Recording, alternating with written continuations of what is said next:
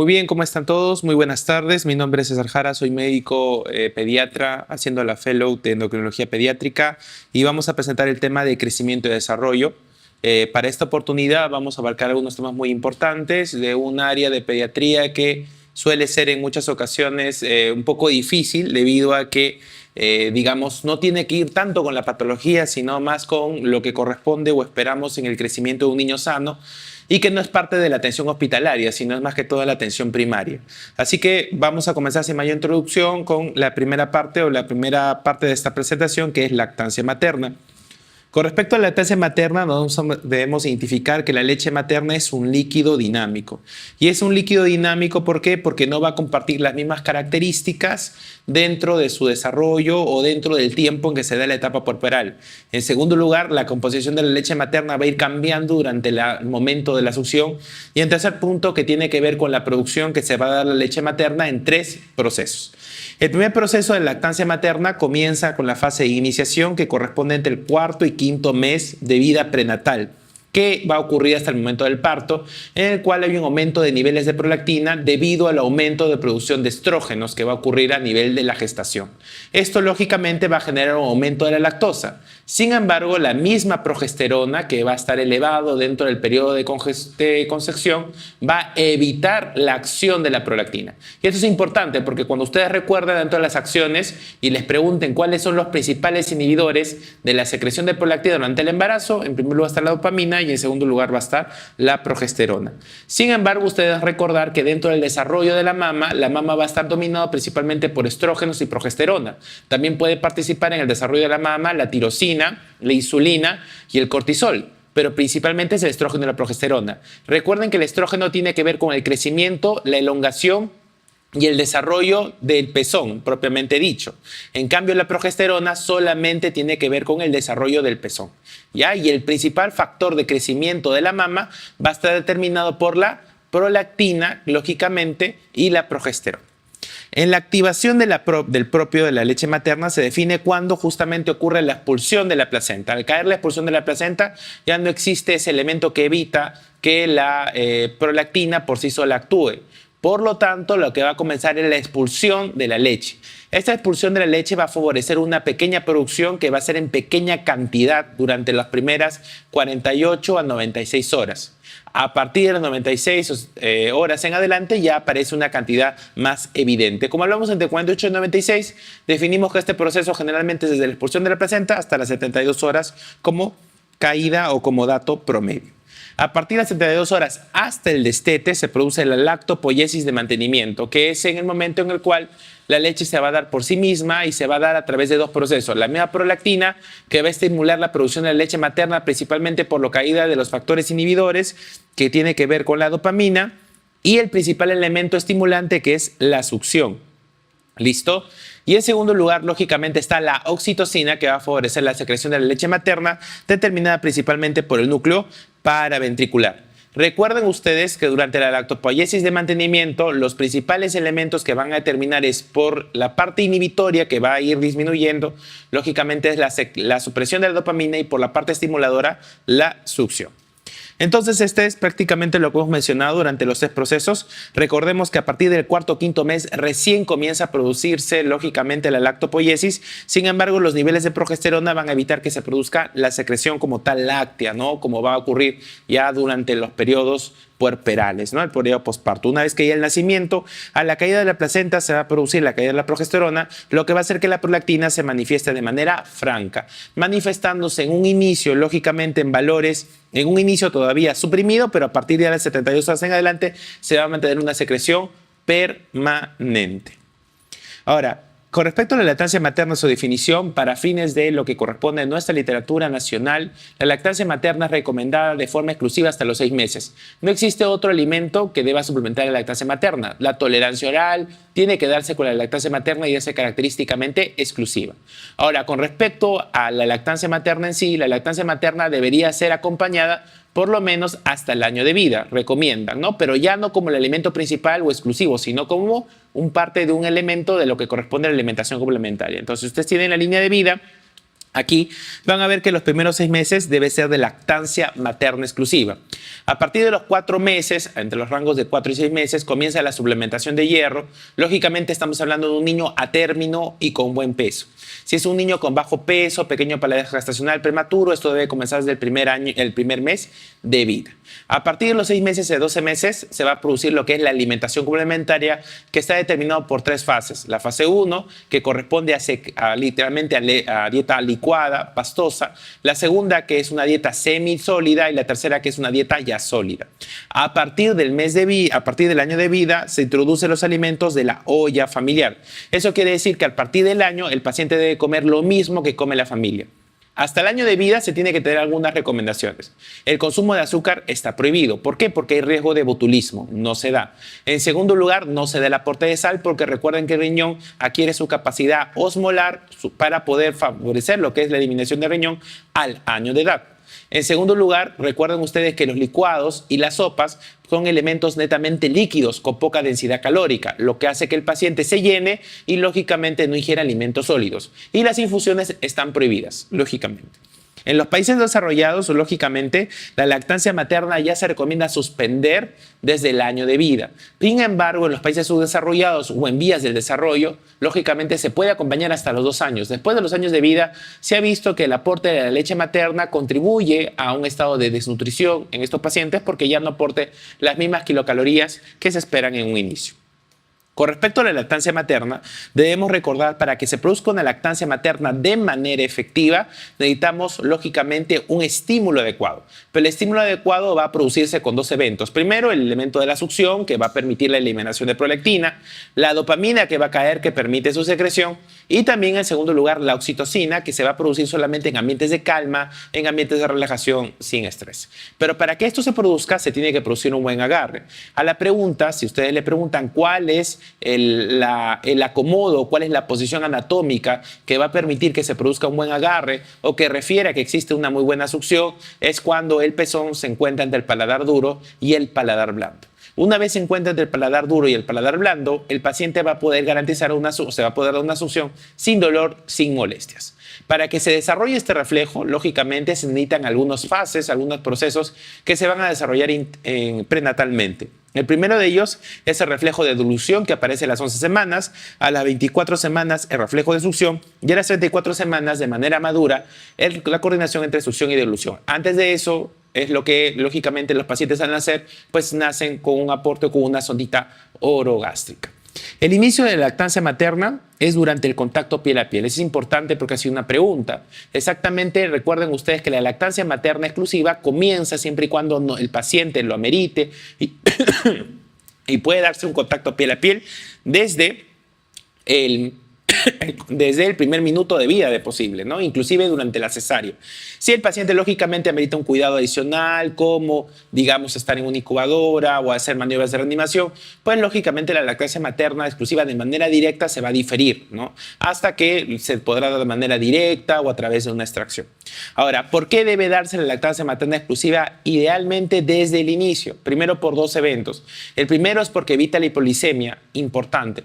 Recuerden ustedes que cuando ocurre el nacimiento, los sistemas contrarreguladores todavía van a demorar en despertar. Entonces vamos a tener que el paciente va a estar más predispuesto a la hipoglicemia. En segundo lugar, el paciente intraparto no almacena glucógeno, no tiene la capacidad de reserva. La capacidad de energía que tiene el feto dentro de la mamá es obtenido a través de la glucosa que pasa por difusión, por parte de la mamá, pero en ningún lugar el feto tiene la capacidad de hacer reserva. Por lo tanto, cuando el paciente nace y al no tener reserva, lo único que deja en la sangre es la glucosa que la mamá le dejó previamente. Entonces, por lo tanto, necesita un aporte necesario.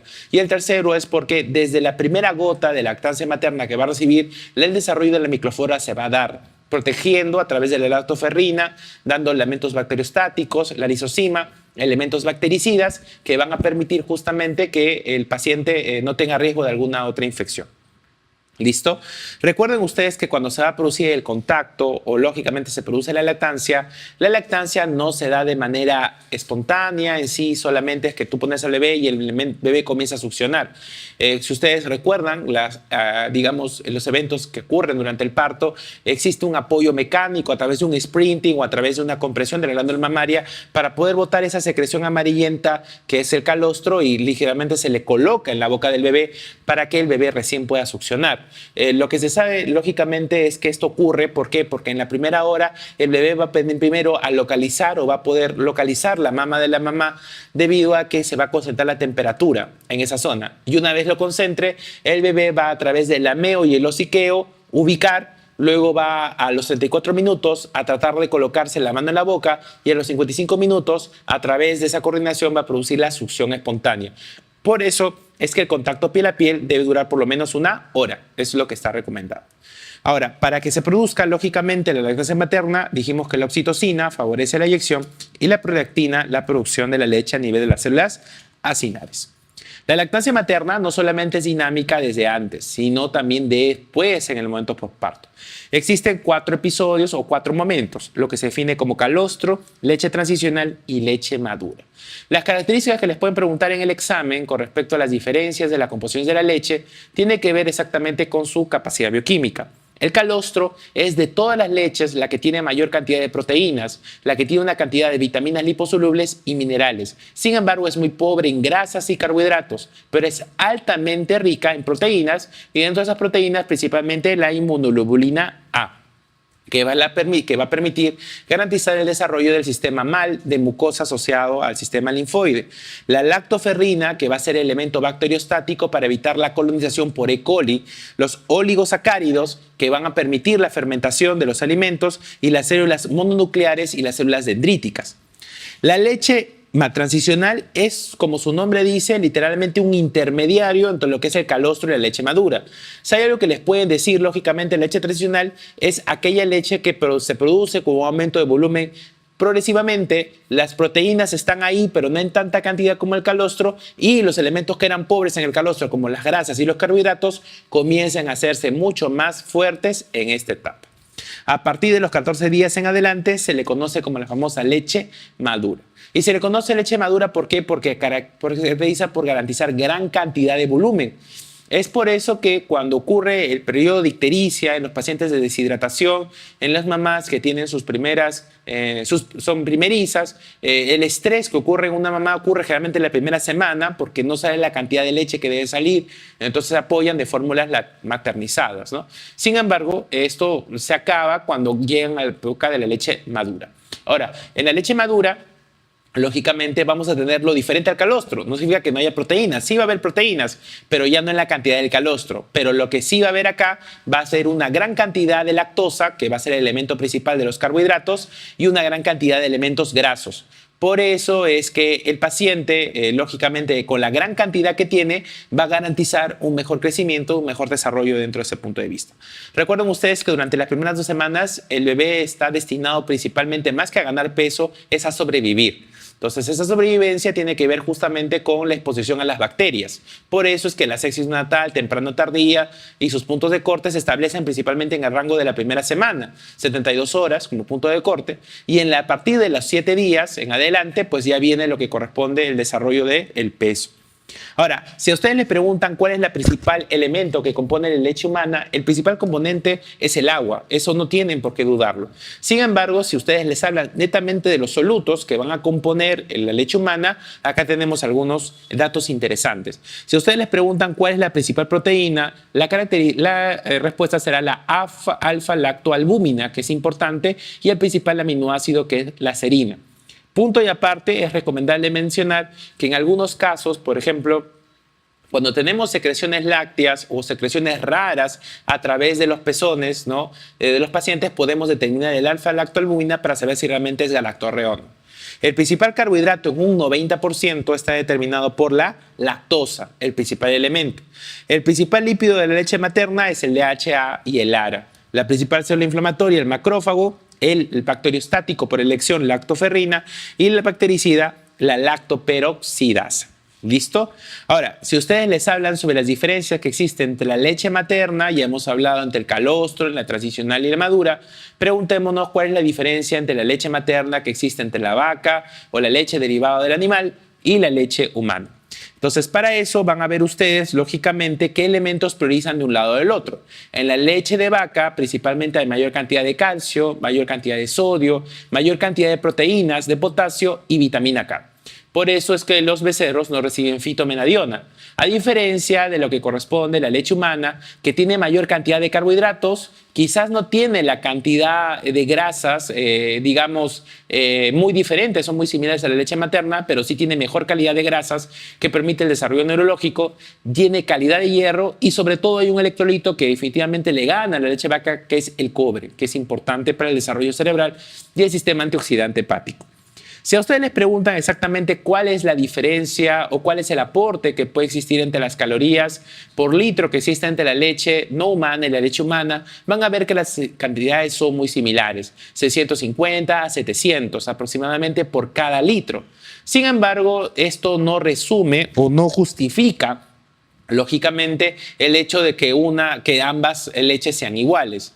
Salvando las diferencias, vamos a observar que existen algunos datos. Por ejemplo, las proteínas a nivel de la vaca son mucho mayores que con respecto a la leche humana, de 2 a 1.5%, a diferencia de la leche humana que es de 1 a 1.5 gramos por ciento. O sea, por cada 100 cc existe de 1 a 1.5 gramos. El tema es que la proteína de la leche de vaca principal es la beta-lactoalbúmina y en la proteína de la leche materna es principalmente la alfa-lactoalbúmina.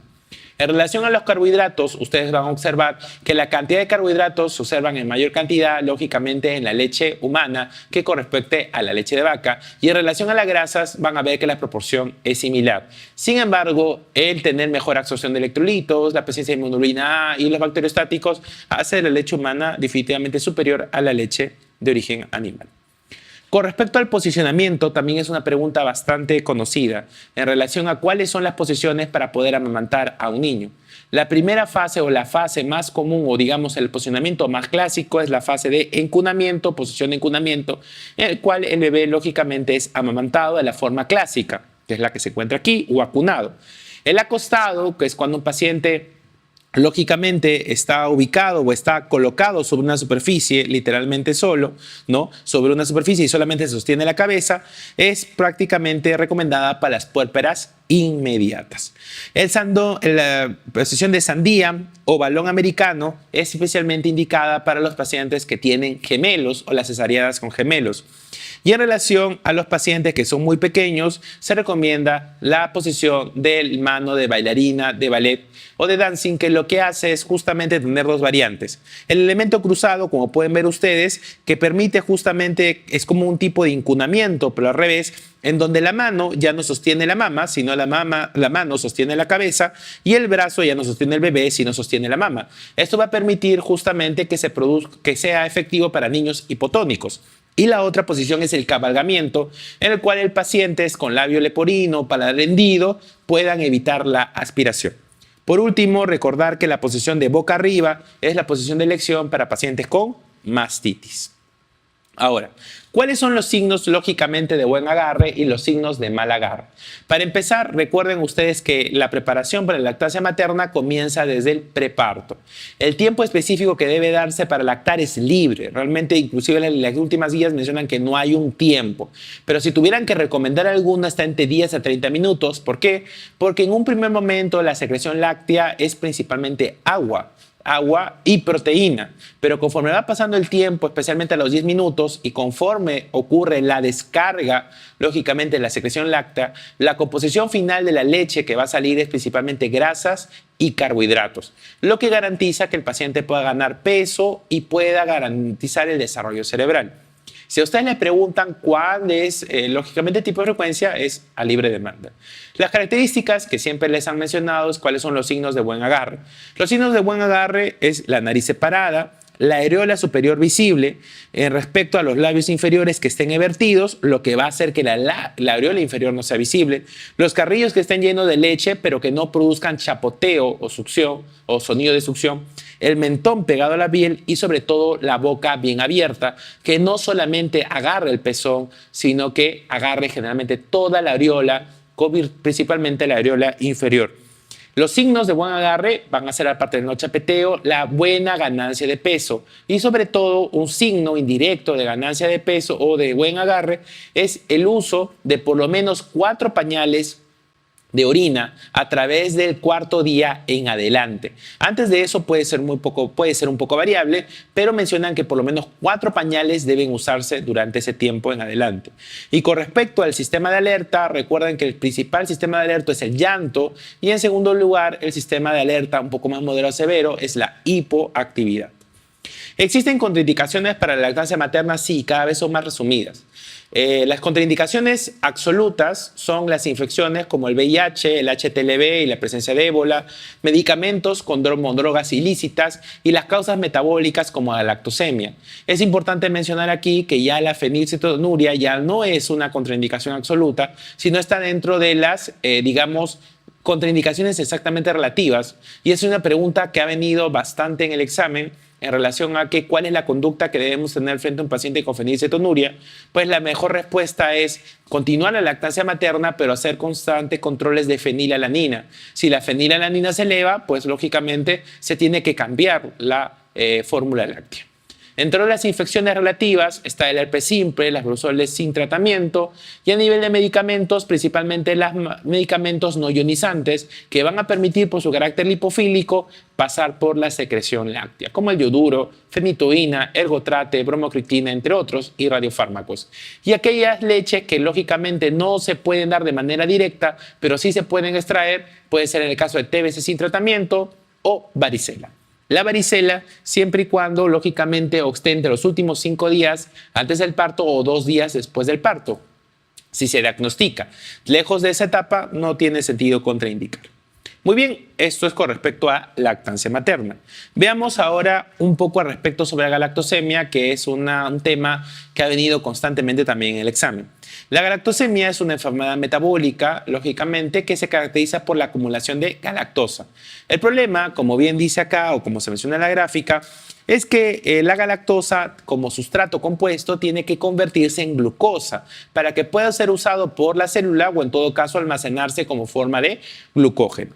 Entonces acá tenemos que la galactosa, que va a estar lógicamente o va a comenzar a usarse, se va a transformar en galactosa 1-fosfato gracias a una enzima que se llama lógicamente la GALT, ¿no? Que es lo que va a permitir esta transformación.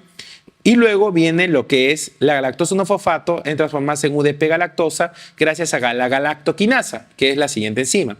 Y esta UDP-galactosa va a transformarse en UDP-glucosa y esta UDP-glucosa se va a formar gracias a una enzima que es la famosa galactoenolasa o la enolasa secas, también como se le conoce, para poder terminar la formación de glucógeno o en todo caso formar glucosa. El problema de la lactosemia es que lo que va a ocurrir es que estas enzimas van a fallar. Por lo tanto, existen 3 tipos de galactosemia. La tipo 1, que es la GALT, que lo que va a ocurrir es justamente que a través de un problema que está relacionado al cromosoma 9, va a impedir la formación de galactosa a galactosa 1-fosfato. La tipo 2, o la que corresponde a galactoquinasa, es la que va a impedir la transformación de galactosa 1-fosfato en UDP-galactosa. Y está principalmente relacionado a mutaciones en el cromosoma 15 y 17.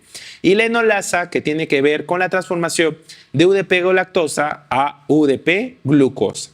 ¿Listo? Con respecto a la clínica, lo más llamativo es la presencia de ictericia. Es una ictericia predominia directa, lógicamente que va a dar vómitos, hiporexia, letargia, visceromegalia, porque la galactosa se va a acumular no solamente en el hígado, sino se va a acumular en otros órganos diana, por ejemplo, como el cerebro, lógicamente ocasionando ataxia, ojos, presionando cataratas de manera prematura, riñón, en el riñón va a generar aminoacidurias o tubulopatías, en el hígado, hepatopatía y después, lógicamente, la etapa puerperal, insuficiencia ovárica.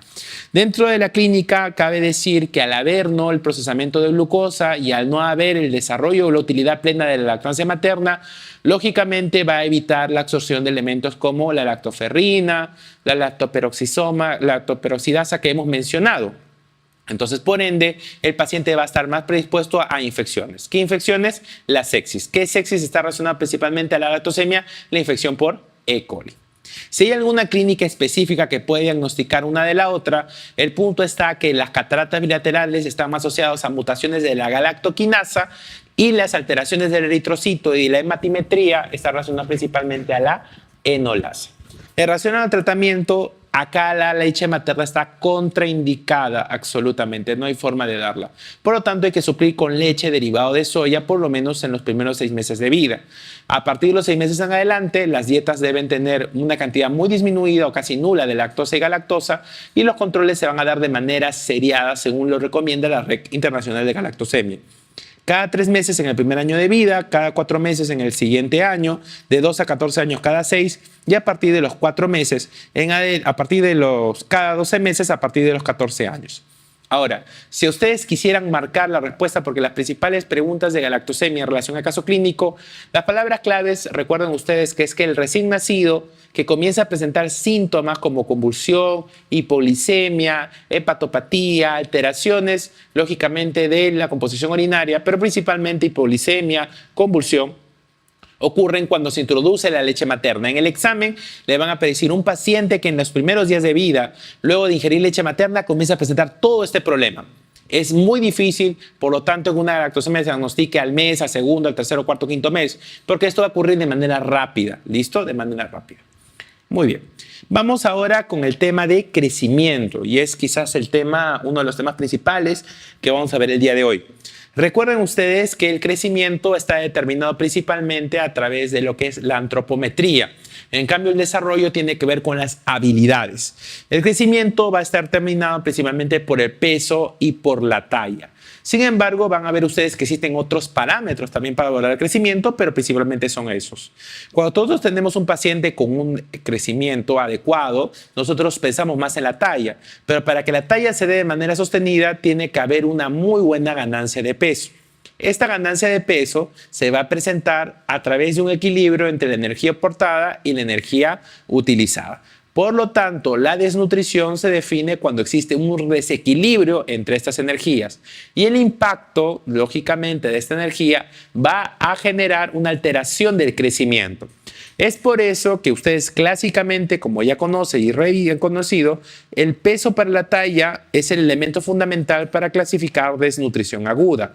Pero cuando ya pasan 3 meses, lo agudo se define como crónico y lo crónico se ve como talla para la edad. El concepto de talla justamente se define o comienza a ser afectado cuando existen 3 meses de malnutrición. ¿Listo? Los 5 dominios claves van a ser lo que vamos a desarrollar conforme esta ponencia. Entonces, crecimiento literalmente es un término que tiene que ver con antropometría y tiene que ver con el número y el tamaño del tejido, es decir, las células, que permiten garantizar el soporte y el escenario para adquirir habilidades. Si yo no tengo un buen crecimiento de masa muscular, no voy a poder caminar. Si no tengo un buen crecimiento, tengo un desarrollo orofacial, no voy a poder generar los elementos de succión o de eglusión. Si no tengo, lógicamente, una muy buena ganancia de tejido o cerebral, no voy a poder adquirir habilidades. Estos crecimientos se van a dar a través de procesos, la famosa hipertrofia y la hiperplasia, que son procesos de adaptación. La hipertrofia, que tiene que ver con T de tamaño, la célula aumenta lógicamente de tamaño, y en relación a hiperplasia, que tiene que ver con el número de las células. La diferencia que una célula haga hipertrofia o hiperplasia tiene que ver con su capacidad de mitosis. Entonces, aquí tenemos que el paciente, lógicamente, cuando tenga que estar en un estado nutricional, nosotros debemos definir primero, si nuestro paciente, cuando esté desnutrido, la cronicidad del evento. La cronicidad del evento lo hemos visto. ¿Aguda o crónica? Crónica es más de 3 meses y hay una afectación del peso durante 3 meses, se traduce en un retraso del crecimiento. Un paciente no va a caer en la talla jamás, nadie se achica, pero lo que sí va a disminuir es la velocidad de crecimiento, que es el factor para medir la desnutrición crónica. En relación a la parte aguda, tenemos que entender si realmente la desnutrición aguda es un evento agudo, propiamente dicho, de la enfermedad o de la causa que hace que el paciente llegue a consulta, o tiene que ver con un acto comunitario, que tiene que ver exactamente con un afecto ya más social. Por eso es muy importante que en la historia clínica nutricional preguntemos cómo es la nutrición y cuáles son las características o signos de carencia antes de la enfermedad y poder clasificar desde el punto de vista agudo si hay desnutrición o no persistente. En relación a la etiología, lo que debemos determinar qué cosa es exactamente cuál es la causa. Si es la enfermedad, la principal causa, no es lo mismo tener un desnutrido por una insuficiencia cardíaca, por una hepatopatía, por una enfermedad metabólica, a que sea por el medio ambiente, que sea simplemente por el aporte, por la falta de aporte, como ocurre en cualquier coromarasmo, o tenga que ser una sinergia, ¿no? Entonces, dentro del medio ambiente, ver si tiene que ver con problemas socioeconómicos o con trastornos de comportamiento, que a la cabeza están los trastornos de conducta alimentaria, los famosos TCA. Y por último, la gravedad de la nutrición. Estos elementos van a garantizar ¿qué cosa? Desnutrición. Y la desnutrición como tal va a generar ¿qué cosa? Una disminución de las células propiamente del sistema inmunológico, lo que va a hacer que el sistema inflamatorio tenga que defenderse, digamos, tenga que tener más problemas para defenderse, haciendo lógicamente que ocurra potencialmente, lógicamente, una infección, ¿no? Entonces, los resultados funcionales en esto se va a ver a través del crecimiento, en el cual el paciente va a tener una pérdida del peso, una pérdida de la ganancia de la talla y una falta de desarrollo. Para valorar la nutrición, el examen físico es importante. Podemos tener signos como, por ejemplo, queratosis pilaris, que se acompaña mucho a signos de obesidad, acatosis nigricans, que se produce por un crecimiento de fibroblastos asociado a la resistencia a la insulina, que puede ocurrir. Pacientes que van a cursar lógicamente con signos de nutrición, pero vamos a tener presencia de edemas, caracterizado precisamente por lo que corresponde a la disminución del aporte proteico, disminución de la masa muscular, lo que es el pliegue abdominal, lógicamente dicho, la presencia de la fragilidad de las uñas y lógicamente algunas otras manifestaciones que se pueden encontrar. En relación al punto de vista bioquímico, debemos recordar que la nutrición se puede valorar de diferentes formas. El elemento, digamos, que va a permitir clásicamente valorar el estado nutricional es la albúmina. El problema de la albúmina es que la albúmina, para que se afecte, necesita por lo menos 20 días de desnutrición plena, lo que hace prácticamente no ser un buen indicador precoz. ¿Estamos de acuerdo? Entonces, ¿qué elemento podría ser un elemento que nos puede ayudar en menos tiempo? La prealbúmina. La prealbúmina puede afectarse entre 24 a 48 horas de malnutrición, pero aún sigue siendo quizás un poco lejano. Si queremos ver lógicamente algún elemento más reciente, está lógicamente lo que corresponde a la proteína transportadora de retinol, que lo que va a permitir que justamente es verse disminuida desde las 24 horas de vida. Otros marcadores de malnutrición tienen que ver con el nivel de transferrina. Otros marcadores de desnutrición propiamente dicho son los niveles de electrolitos que vamos a encontrar en esos pacientes. Y otro marcador interesante de desnutrición es el perfil tiroideo, lo que va a acompañar a la manifestación principal de patología tiroidea en un paciente con desnutrición, que es el síndrome del eutiroideo enfermo. El síndrome del eutiroideo enfermo se caracteriza principalmente porque hay una caída del TSH en primer lugar y luego va a caer el T4 libre. ¿Listo? Eso es muy importante. Entonces, cualquier paciente que tiene una caída del TSH con T4 libre en contexto de nutrición, síndrome de eutiroideo enfermo. La valoración nutricional es importante y vamos a verlo por etapas. En el primer momento de la vida, recuerden ustedes que dentro del aspecto de crecimiento, el crecimiento intraparto, preparto, prenatal, está determinado principalmente por el valor del IGF-1, principalmente por el IGF-1, no por la hormona de crecimiento, el IGF-1 y el IGF-2. La GH no tiene nada que ver en el momento prenatal. Ahora, la etapa o al nacer, la mayoría nace en un intervalo de longitudes entre 48 y 52 centímetros a término. La pregunta es, ¿qué pasa después de 20 o 30 años para que existan personas de 2 metros y personas de 1,50 m? ¿En qué momento los pacientes adquieren ese carril? No necesariamente algunos tienen una patología, porque el paciente de 2 metros resulta que tiene papá y mamá de 2 metros y el paciente que tiene 1,50 m resulta que tiene papá y mamá de 1,50 m. Esto genéticamente es esperable. ¿Cuándo es que se produce la diferencia? A partir de los 2 años. años. A partir de los 2 años es lo que se produce el famoso fenómeno de encarrilamiento genético. Por lo tanto, antes de los 2 años no podemos comparar los niños, lógicamente, antes de los años con la genética de los papás, sino antes de los años lo que va a determinar principalmente la talla es lo que van a comer, y todos los niños deben ser medidos por igual en ese sentido. A partir de los 2 años ya comienzan las comparaciones con cada una de sus líneas familiares. Entonces, debemos recordar, por ende, que un paciente al nacer generalmente va a nacer entre un intervalo entre 2.5 y 3.9 y va a haber una ganancia de peso de manera sostenida. En la primera semana, es cierto, hay una pérdida del 10% producto de la absorción de edemas, y en el primer trimestre la ganancia va a ser de 20 a 30 gramos, en un segundo trimestre 600 gramos por mes, o sea 20 gramos por día, y en el tercer trimestre 500 gramos por mes. La talla, a continuación, en el primer trimestre la ganancia es de 3 centímetros por mes, en el segundo trimestre de 2 centímetros por mes y en el tercer trimestre de 1 a 2. El perímetro cefálico, en el primer trimestre la ganancia es de 2 centímetros por mes, en el segundo trimestre de 1 centímetro por mes y en el tercer y cuarto 0.5 centímetros por mes. Ahora, la valoración nutricional, cuando ya pasa esa etapa, o lógicamente vamos a compararla, hay que ver exactamente con qué guía podemos usar, la curva de la CDS o la curva de la OMS. Las curvas de la CDS como tal se recomiendan que se puedan usar a partir de los 5 años en adelante, y antes de eso también se pueden usar las curvas de la OMS, pero antes de esa edad se recomienda que se usen las curvas de la OMS. La OMS se puede usar en cualquier etapa de la vida, pero la CDS se recomienda que se use a partir de los 5 años en adelante. Entonces, lógicamente acá tenemos, ¿no? Lógicamente hasta los 5 años, la OMS a la cabeza, y después la OMS se puede usar inclusive después también, o en todo caso la CDC. La CDC es la curva que más se usa a nivel nacional porque es con la que se ha trabajado desde el año 2000 aquí. Entonces, cuando ustedes evalúen un paciente del punto nutricional, no pueden evaluarlo solamente por lo que ven en consulta. Muy importante para valorar el crecimiento es ver cuál es el comportamiento. No es lo mismo tener un paciente que siempre se encontró en el percentil 3 y que de la nada te sube el percentil 95, que tener un paciente que siempre ha estado en el percentil 50, 50, 50, 50. Entonces, más que de un número, lo que importa es ver la tendencia. Del 50 cae al 3, ¿qué pasó? Eso es patológico y es muy normal esperar que un paciente que se encuentre en el 10, 10, 10, 10 o suba al 25 o baje al 5, pero que del 10 suba al 90 no significa que está bien, hay algo que ha cambiado. Por lo tanto, la mejor forma de evaluar la nutrición, ¿cuál es? La curva de crecimiento. Y por eso el carnet de crecimiento y desarrollo es fundamental.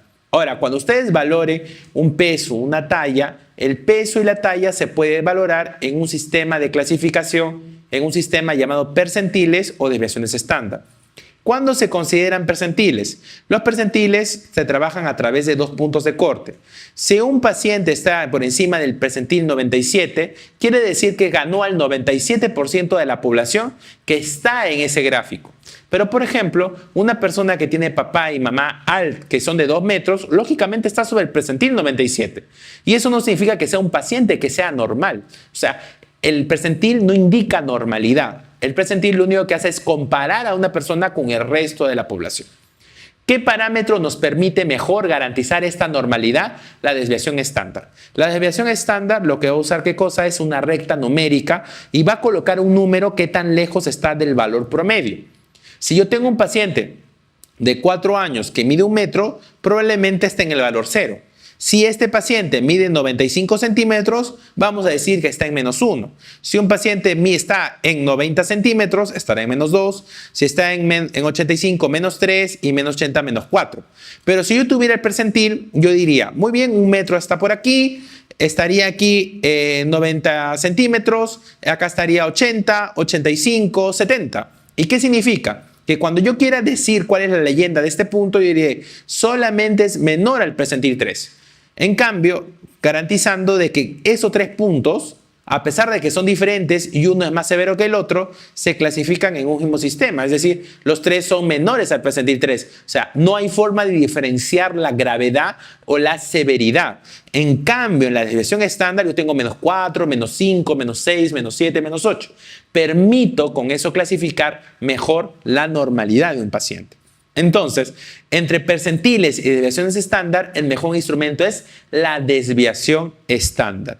Garantizado, ¿por qué? Porque permite garantizar valores extremos, permite garantizar una normalidad, interpreta los valores en todos los índices, clasifica los valores extremos entre sus mismos extremos y sobre todo garantiza una distribución normal, cosa que el percentil no lo puede hacer. Entonces, esto es importante porque ya sabemos que los parámetros que vamos a usar, vamos a compararlo ¿qué cosa? En una desviación estándar o si no, bueno, en un percentil, ¿no? Idealmente una desviación estándar. Entonces, ¿qué cosa voy a comparar? Depende. Recuerden ustedes que lo que he dicho es que a partir de los 2 años, la genética comienza a tener un juego. Antes de 2 años, la genética no tiene nada que ver. Si ustedes saben por convención que en el primer año de vida el paciente triplica su peso, haya nacido de papás de talla baja, haya nacido en cualquier continente, entonces cabe decir que eso no depende de la longitud. O sea, garantizar estudiar la longitud no tiene sentido, sino garantizar o estudiar el peso. Por eso es que en el primer año de vida el marcador nutricional, ¿cuál es? Peso para la edad. A partir del año de vida en adelante, el valor que vamos a usar para poder considerar la nutrición es el peso para la talla y la talla para la edad. ¿Por qué recién aquí la talla comienza a tener un juego? Porque la talla ya comienza a recibir influencia ¿de quién? De los papás. ¿Me dejo entender? El encarrilamiento genético hace que la talla recién se vuelva un factor variable en el peso. Porque antes de eso, todos los pacientes deberían ganar lo mismo si tienen los mismos cuidados, independientemente de la genética. A partir de los 2 años que ocurre el encarrilamiento genético y el que viene de papás altos deberá ser alto y el que viene de papás de talla corta debe ser talla corta, ahí recién comienza la talla a jugar. Por eso decimos generalmente en promedio peso para la edad en el primer año de vida y peso para la talla a partir de eso en adelante. Lo que pasa a partir de los 4 años en adelante es una cosa muy curiosa. ¿Por qué? Porque si ustedes ven un niño prácticamente es cabeza y tronco y luego extremidades son muy cortas. Y conforme va pasando el tiempo, las extremidades comienzan a crecer a tal punto que en la pubertad lo primero que crece son la palma de las manos y la planta de los pies y luego como una musaraña crecen las extremidades y las manos, ¿no? Haciendo que los pacientes se vuelvan longilíneos o larguiruchos, como se dice. Entonces, como esto se va a producir o comienza a desarrollarse las extremidades de manera más evidente a partir de los 5 años de edad y ya comienza a garantizar una distribución un poco más homogénea del cuerpo, el índice de masa corporal recién se vuelve útil. ¿Me dejo entender? Entonces, si ustedes les preguntan qué parámetro vas a comparar, en el primer año de vida, peso para la edad. El peso para la talla y la talla para la edad entre el primer y 5.º año de vida y a partir del 5.º año de vida, el IMC. ¿Estamos de acuerdo? Pero existen algunas consideraciones con el IMC. Primero que el IMC no es un factor totalmente, digamos, limpio para poder garantizar la evaluación nutricional. Yo les pongo un escenario. Tienen en un lado, en una balanza, un paciente que pesa 60 kilos y es un paciente, vamos a poner, de 12 años. ¿Listo? Es un paciente que tiene 60 kilos, de 12 años, pero con una calidad nutricional muy pobre. Come chatarra, grasas y una vida plenamente sedentaria. Por otro lado, tenemos a un niño de 12 años de edad que también pesa 60 kilos, pero que hace actividad física plena. Cuando se le pide se le mide la grasa corporal es apenas 5%. La pregunta es, si ambos miden igual y ambos tienen el mismo peso, ¿cómo va a ser el IMC? Igual, porque el IMC depende del peso y la talla, estamos claros. Pero claramente, ¿cómo vamos a diferenciar por algún marcador que uno está peor que el otro? Porque lógicamente el que está haciendo vida sedentaria tiene una calidad nutricional mucho más pobre que el que tiene una vida deportista. Ahí es que el IMC pierde utilidad. El IMC no es útil en población adolescente pediátrica que hace actividad física, ¿no? Ahí el marcador ideal, ¿cuál es? El pliegue tricipital. El pliegue tricipital es el marcador para los pacientes que hacen actividad física, ¿no? Ahí en ese caso. Entonces, vamos a evaluar ahora, vamos a ver los puntos de corte. Y hemos hablado que tanto el peso para la edad como la talla para la edad nos va a permitir justamente clasificar ello. Para peso para la talla y talla para la edad, yo quiero que te quedes graficado solamente, que tengas en la memoria solamente 2 números, 97.3. Todo lo que esté por encima del percentil 97 es elevado. Todo lo que esté por debajo del percentil 3 es disminuido. Lo que está en esos dos está adecuado. Si un paciente tiene un peso para la talla en percentil 50, tiene un peso para la talla adecuado. Si tiene un peso para la talla por encima del percentil 97, será un peso para la talla que está en sobrepeso u obesidad, porque no permitimos valorar extremos. Ya hemos dicho que el percentil no permite valorar extremos. Y si está un paciente que está por debajo del percentil 3, diremos que es un paciente adelgazado. Talla para la edad. Si un paciente tiene una talla para la edad que está entre el percentil 3 y 97, talla para la edad adecuada. Si el percentil la talla para la edad está por debajo del percentil 3, talla corta. Y si la talla para la edad está por encima del percentil 97, será talla alta. ¿Estamos de acuerdo? Muy bien. Con respecto al índice de masa corporal, aquí sí cambian los números. Cuando el percentil es mayor al 95, se define como obesidad.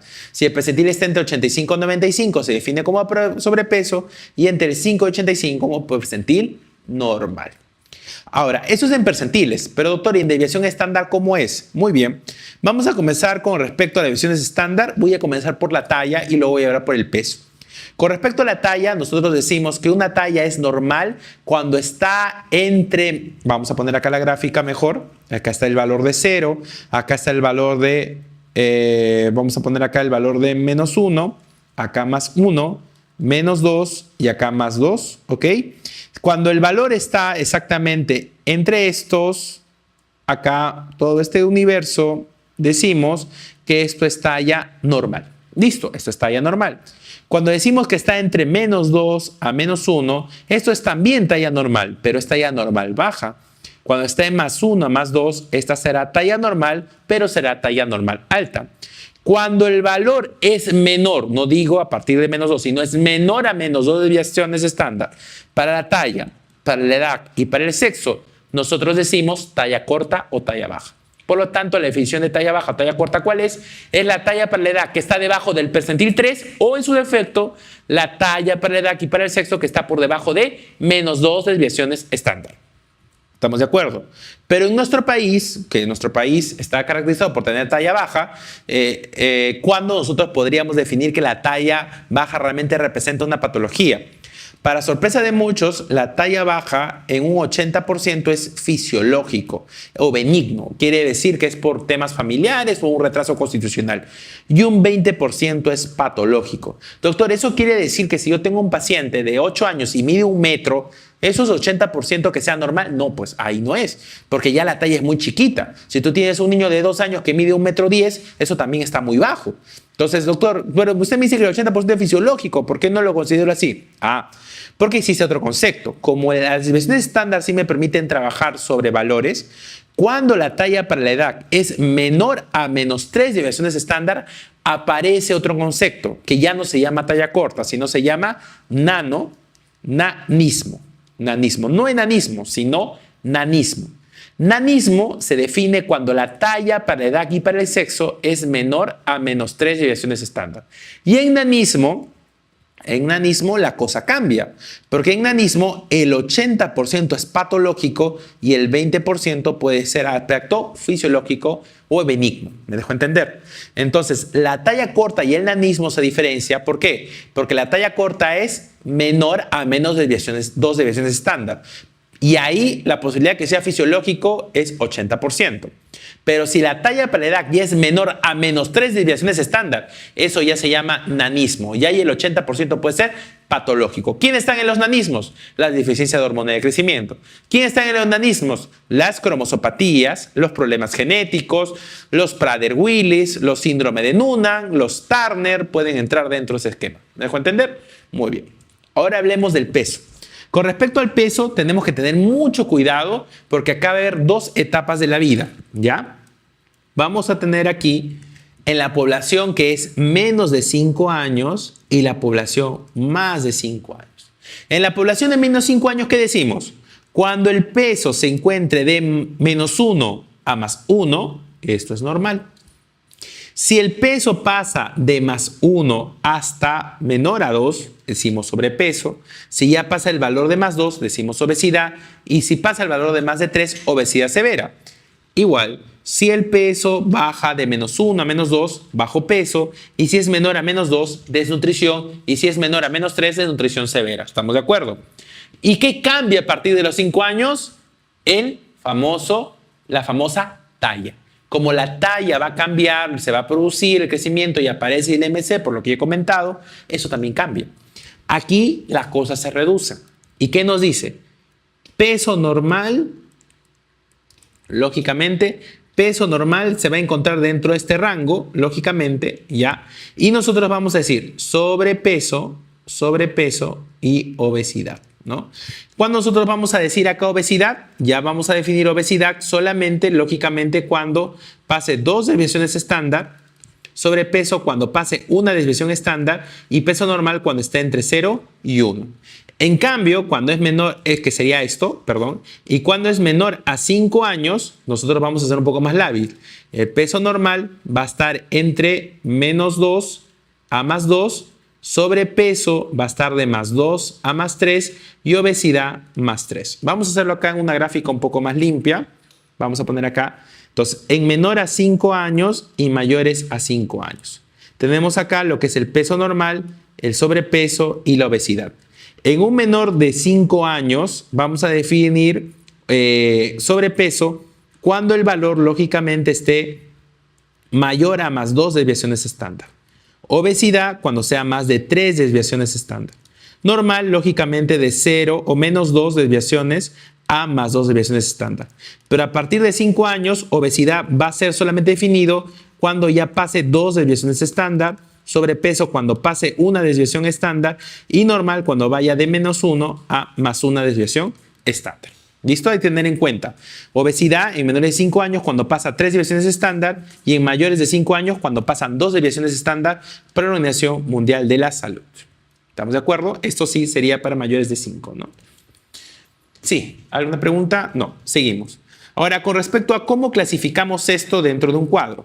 Federico Gómez mencionaba que el estudio del peso y de la talla se podría trabajar mejor en porcentajes. Es decir, ¿qué cosa? Trabajemos el porcentaje promedio de un peso o de una talla, ¿listo? Con respecto al peso o la talla que tiene mi paciente. Si el peso o la talla con respecto al peso de mi paciente está sobre el valor de 90, pues decimos que es normal. Si el valor está por encima, por 90 a 80, de nutrición leve. Si es de 80 a 70, moderada. Y si es menos de 70, severa.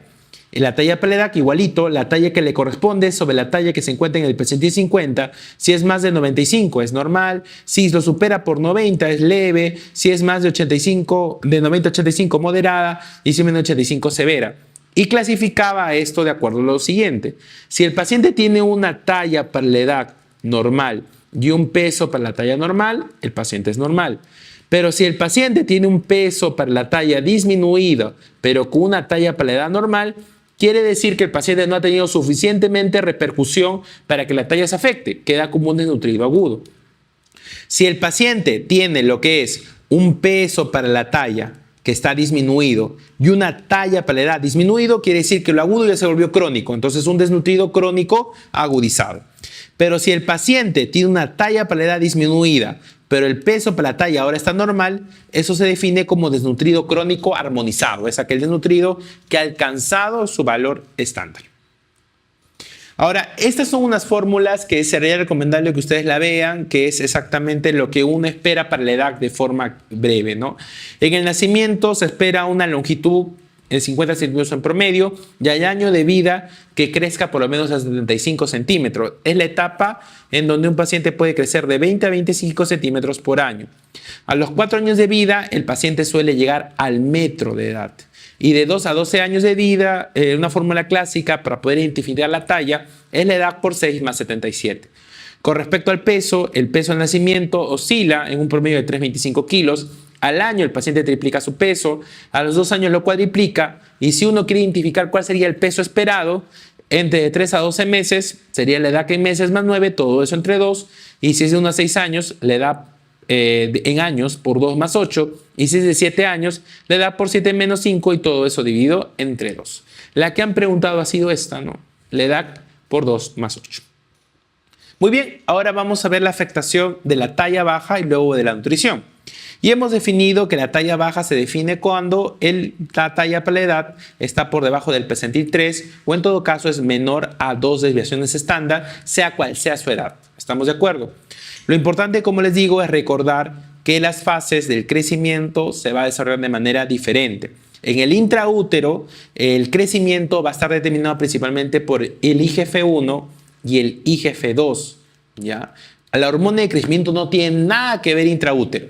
En el nacimiento y en el aspecto infantil, la IGF-1 y la hormona de crecimiento, o sea, la GH, ya comienzan a participar. Y en la pubertad será la hormona de crecimiento con las hormonas sexuales la que determinen la actividad y el tamaño.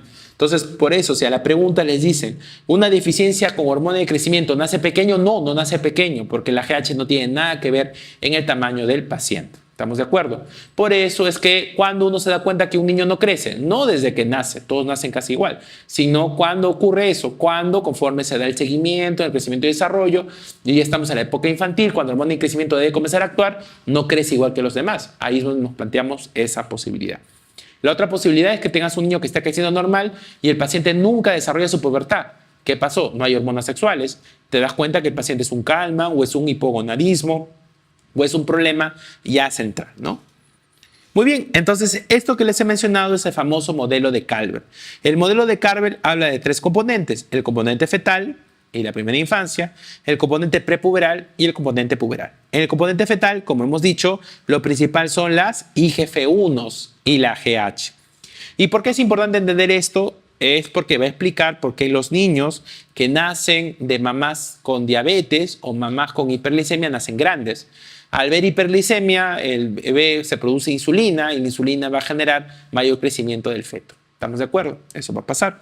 Y la GH no tiene nada que ver en esa etapa. En la primera infancia, al nacer, ya la IGF-1 y la GH comienzan a trabajar de la mano, pero principalmente en la función de la IGF-1. A partir de la segunda infancia o la prepuberal, que estamos hablando de los siguientes hasta la etapa del desarrollo, hasta los 9, 8 años, ya el comandante de la parte pubertad ya no va a estar determinado solamente por la nutrición, sino va a estar determinado por la genética, y acá va a ir de la mano tanto GH como IGF-1 en un 50% cada uno. Y en el aspecto puberal, los que van a determinar el crecimiento principalmente es la hormona sexual y la GH. ¿Listo? Muy bien. Entonces, ¿cómo se produce la famosa hormona de crecimiento? Para empezar, la hormona de crecimiento no es una hormona que actúa de manera directa. Eso es importantísimo. La hormona de crecimiento actúa de manera indirecta en la primera etapa de la vida y luego se actúa de manera directa. Por eso es que el paciente que no duerme, el paciente que no tiene un buen funcionamiento de la tiroides, un paciente que no come adecuadamente, no va a crecer. La hormona de crecimiento, la famosa GH, se libera a través de un estímulo liberador hipotalámico que se llama la hormona liberadora de GH, que es la GHRH. La GHRH que se produzca en el núcleo hipotalámico va a llevar la señal a la adenohipófisis, que va a generar a través de la célula somatotropa, que es la principal célula de la hipófisis, en un 50% acidófila, la famosa GH. Esta GH que actúa aquí tiene dos formas de trabajar, de manera directa o de manera indirecta. En la primera etapa hasta la pubertad, lo que domina es la manera indirecta. A partir de la pubertad, actúa de manera directa. Por eso es que la edad es fundamental para poder hablar exactamente del desarrollo puberal. ¿Listo? Un niño con desarrollo puberal comienza a cerrar sus cartílagos mucho más rápido, cierra al toque. En cambio, un niño que no tiene desarrollo puberal todavía demora en cerrar porque el camino es indirecto. Un niño con pubertad precoz crece rápido, pero se va a quedar de talla corta porque todo se cierra al toque. En cambio, un niño que demora su pubertad y la hace lo más tardío posible, va a crecer, y si la hace, va a garantizar un crecimiento más largo porque el cartílago va a estar trabajándose de manera más lenta. ¿Se dan cuenta? Entonces, esta GH, cuando actúa de manera indirecta, va a tener que producir un intermediario que se llama IGF-1. Ese intermediario que se llama IGF-1 es la famosa somatomedina. Existe IGF-1, existe IGF-2, pero para el principal marcador de crecimiento indirecto es el IGF-1. El IGF-1, para que se produzca en el hígado, va a tener que hacer que la GH llegue a través de un receptor que se llama receptor de GH. Para que este receptor de GH exista, necesita dos elementos. Primero, necesita un cofactor de zinc. Por eso es que se habla del famoso zinc para estimular el crecimiento. No es que el zinc ayuda, no es que el zinc hace que crezca el paciente, no. Lo que hace el zinc es garantizar o ayuda como cofactor para que se produzca un mejor transporte. Pero un paciente que no crece o un paciente que tiene talla corta, un paciente que sí su GH llega al hígado, por más zinc que le des no va a crecer. O sea, me dejo de entender. Y el otro papel del zinc es que estimula el apetito. Y el otro elemento que permite que se produzca un transporte adecuado es la hormona tiroidea. Dicho sea de paso, el hipotiroidismo en pediatría tiene como principal signo o signo clínico no la obesidad, no el estreñimiento, no la caída de peso. El principal signo de pediatría de hipotiroidismo es la caída de la velocidad de crecimiento. ¿Por qué? Porque no va a haber receptor ni tampoco proteína transportadora de la hormona de crecimiento. ¿Me dejo entender? ¿Listo? Entonces, esta hormona de crecimiento que se produce de manera pulsátil, no de manera continua, sino en picos va a llegar hacia el hígado. En el hígado va a producir lo que es el famoso intermediario que se llama IGF-1. IGF-1. El problema del IGF-1 es que el IGF-1 es recontra lábil, es muy fácil de destruir. Y en segundo lugar es que el IGF-1 solito no camina. Por lo tanto, necesita ¿qué cosa? Un vigía o un guardián y necesita un carro o un transporte. ¿Cuál es ese transporte del IGF-1? El famoso IGF-BP. El IGF-BP o proteína transportadora del IGF-1. ¿Cuál es la principal proteína transportadora del IGF-1? El famoso IGFBP3. Es el principal transportador del IGF-1. ¿Y quién va a proteger al famoso IGF-1 y el carrito? La proteína termoácido lábil.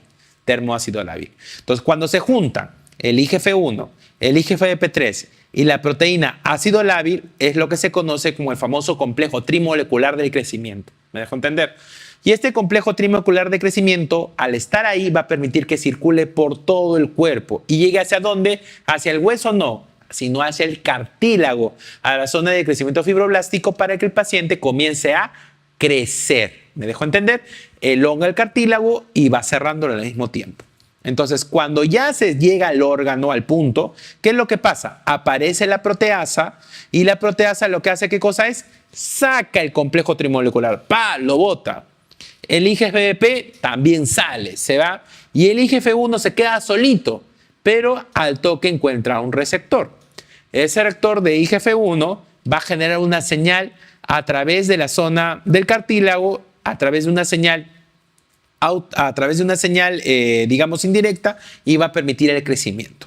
En cambio, la GH, cuando actúa de manera directa, lo que hace nada más es ¿qué cosa? A través de un receptor de GH de frente, genera a través de una acción autocrina y paracrina el crecimiento como tal. Esta acción con el IGF-1 que estamos desarrollando, que estamos hablando, esto de acá se produce principalmente a través de ¿qué? En la etapa prepuberal. Para que se actúe de manera directa, todo estaría bien, pero necesita ¿qué cosa? Hormonas sexuales. Las hormonas sexuales no ocurren hasta la pubertad. ¿Me dejo entender? Eso es fundamental. Ahora, otro punto de la fisiología importantísima, deben recordar, es que los pacientes, que la GH es pulsátil. Entonces, si ustedes quieren dosar hormona de crecimiento en un paciente con un talla corta, nunca le pidan como una GH, como si tomaran una glucosa, porque ustedes no saben si la van a tomar en este punto o en este punto.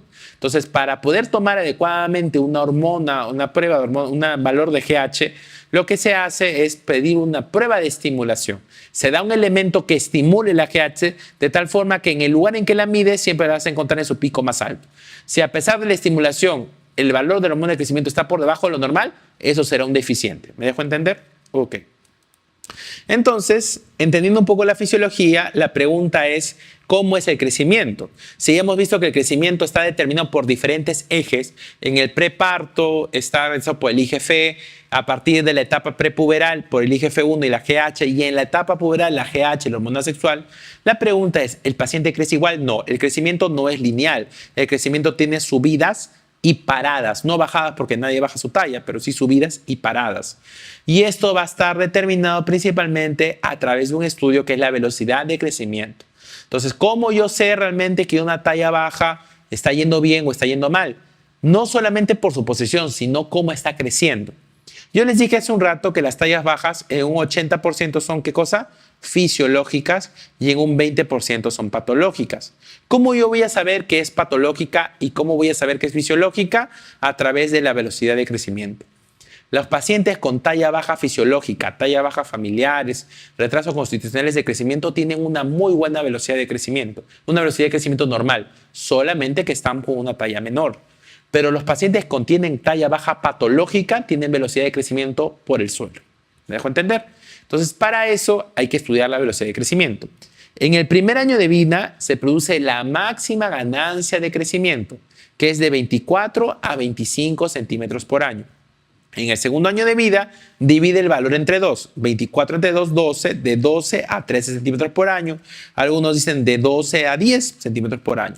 En el tercer año de vida, el crecimiento está de 7 a 9 centímetros por año. Del cuarto año de vida hasta el 10º año de vida es de 5 a 6 centímetros por año. Y cuando arranca la pubertad y el crecimiento se dispara en el varón, de 10 a 12 centímetros por año y en la mujer de 8 a 10 centímetros, haciendo que la mujer en la pubertad gane 25 centímetros en promedio y el varón puede ganar hasta 30 centímetros. Recuerda que el pico de crecimiento de la mujer, no digo que después no crezca, ocurre desde antes de la menstruación. O sea, desde que el paciente desarrolla el famoso botón mamario, o sea, está en M2 hasta M3. Cuando el paciente menstrua, generalmente eso es M4, o sea, ya ahí la velocidad de crecimiento cae y el paciente gana 5 o 7 centímetros como máximo.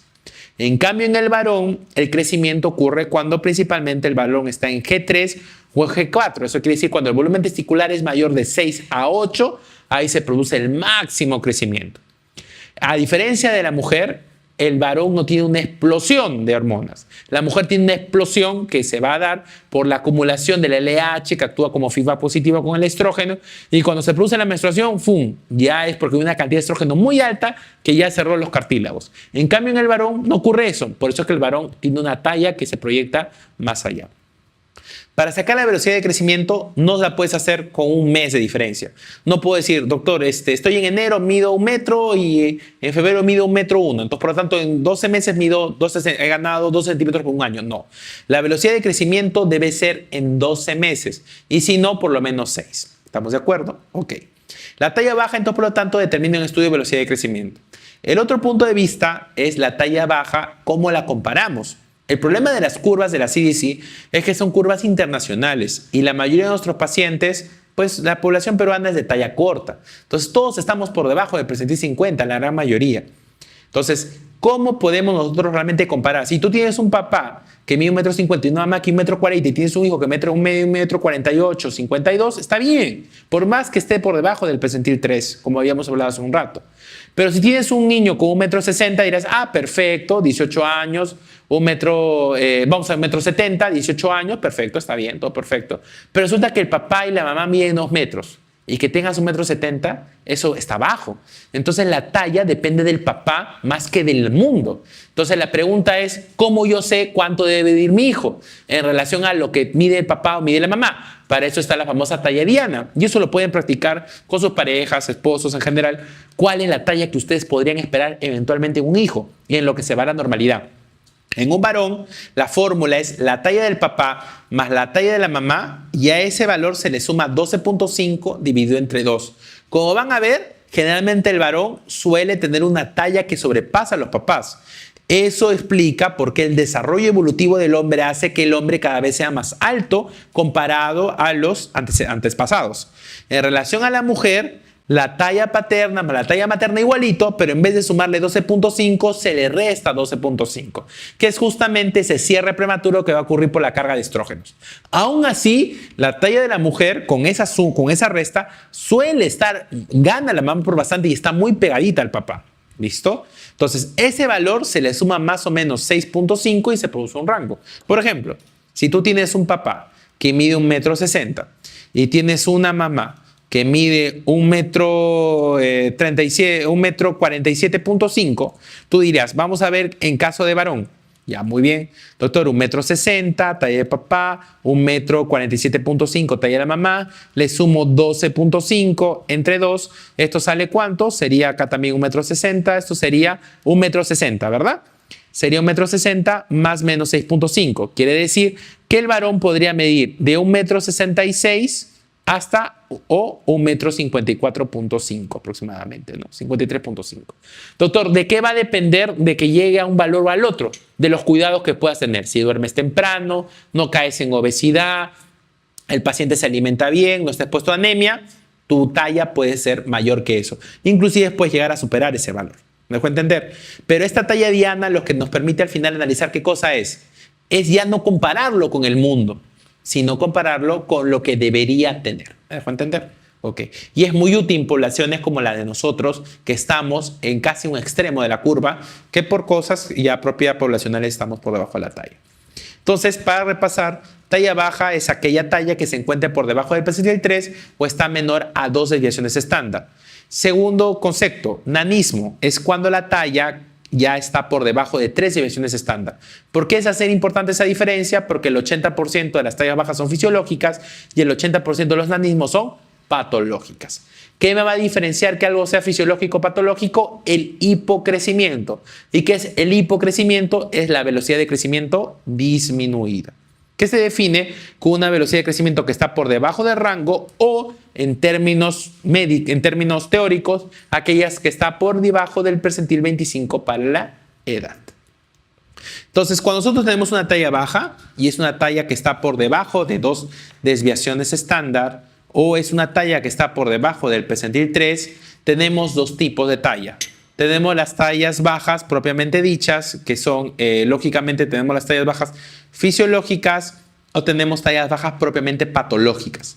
Y tenemos otro grupo que son tallas bajas idiopáticas. Las tallas bajas idiopáticas son aquellas tallas bajas que no se comportan como tallas bajas fisiológicas porque tienen velocidad de crecimiento un poco disminuido, pero tampoco encajan en cualquier patología. ¿Listo? Las tallas bajas patológicas pueden ser proporcionadas o desproporcionadas.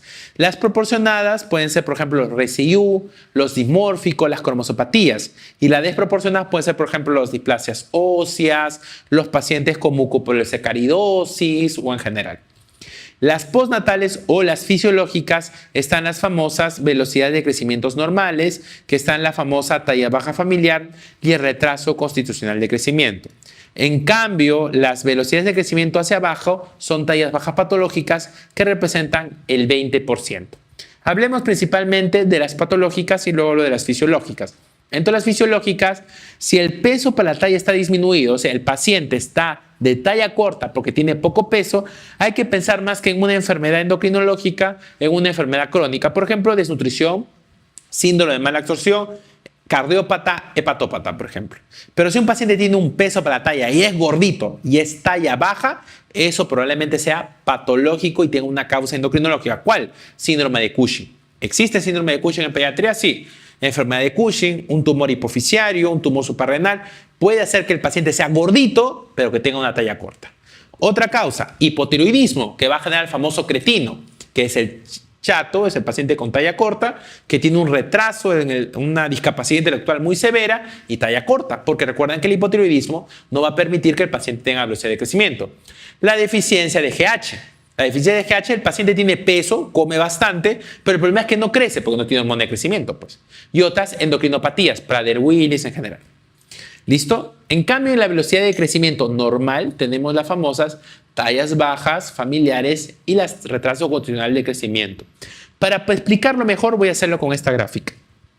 En la talla baja familiar, colegas, el paciente es bajo porque los papás son bajos. Así de sencillo. O sea, la genética le tocó. Sumiste la semisuma y el valor está por debajo de la curva. Doctor, ¿está normal? ¿Está mal? ¿El paciente está mal? No.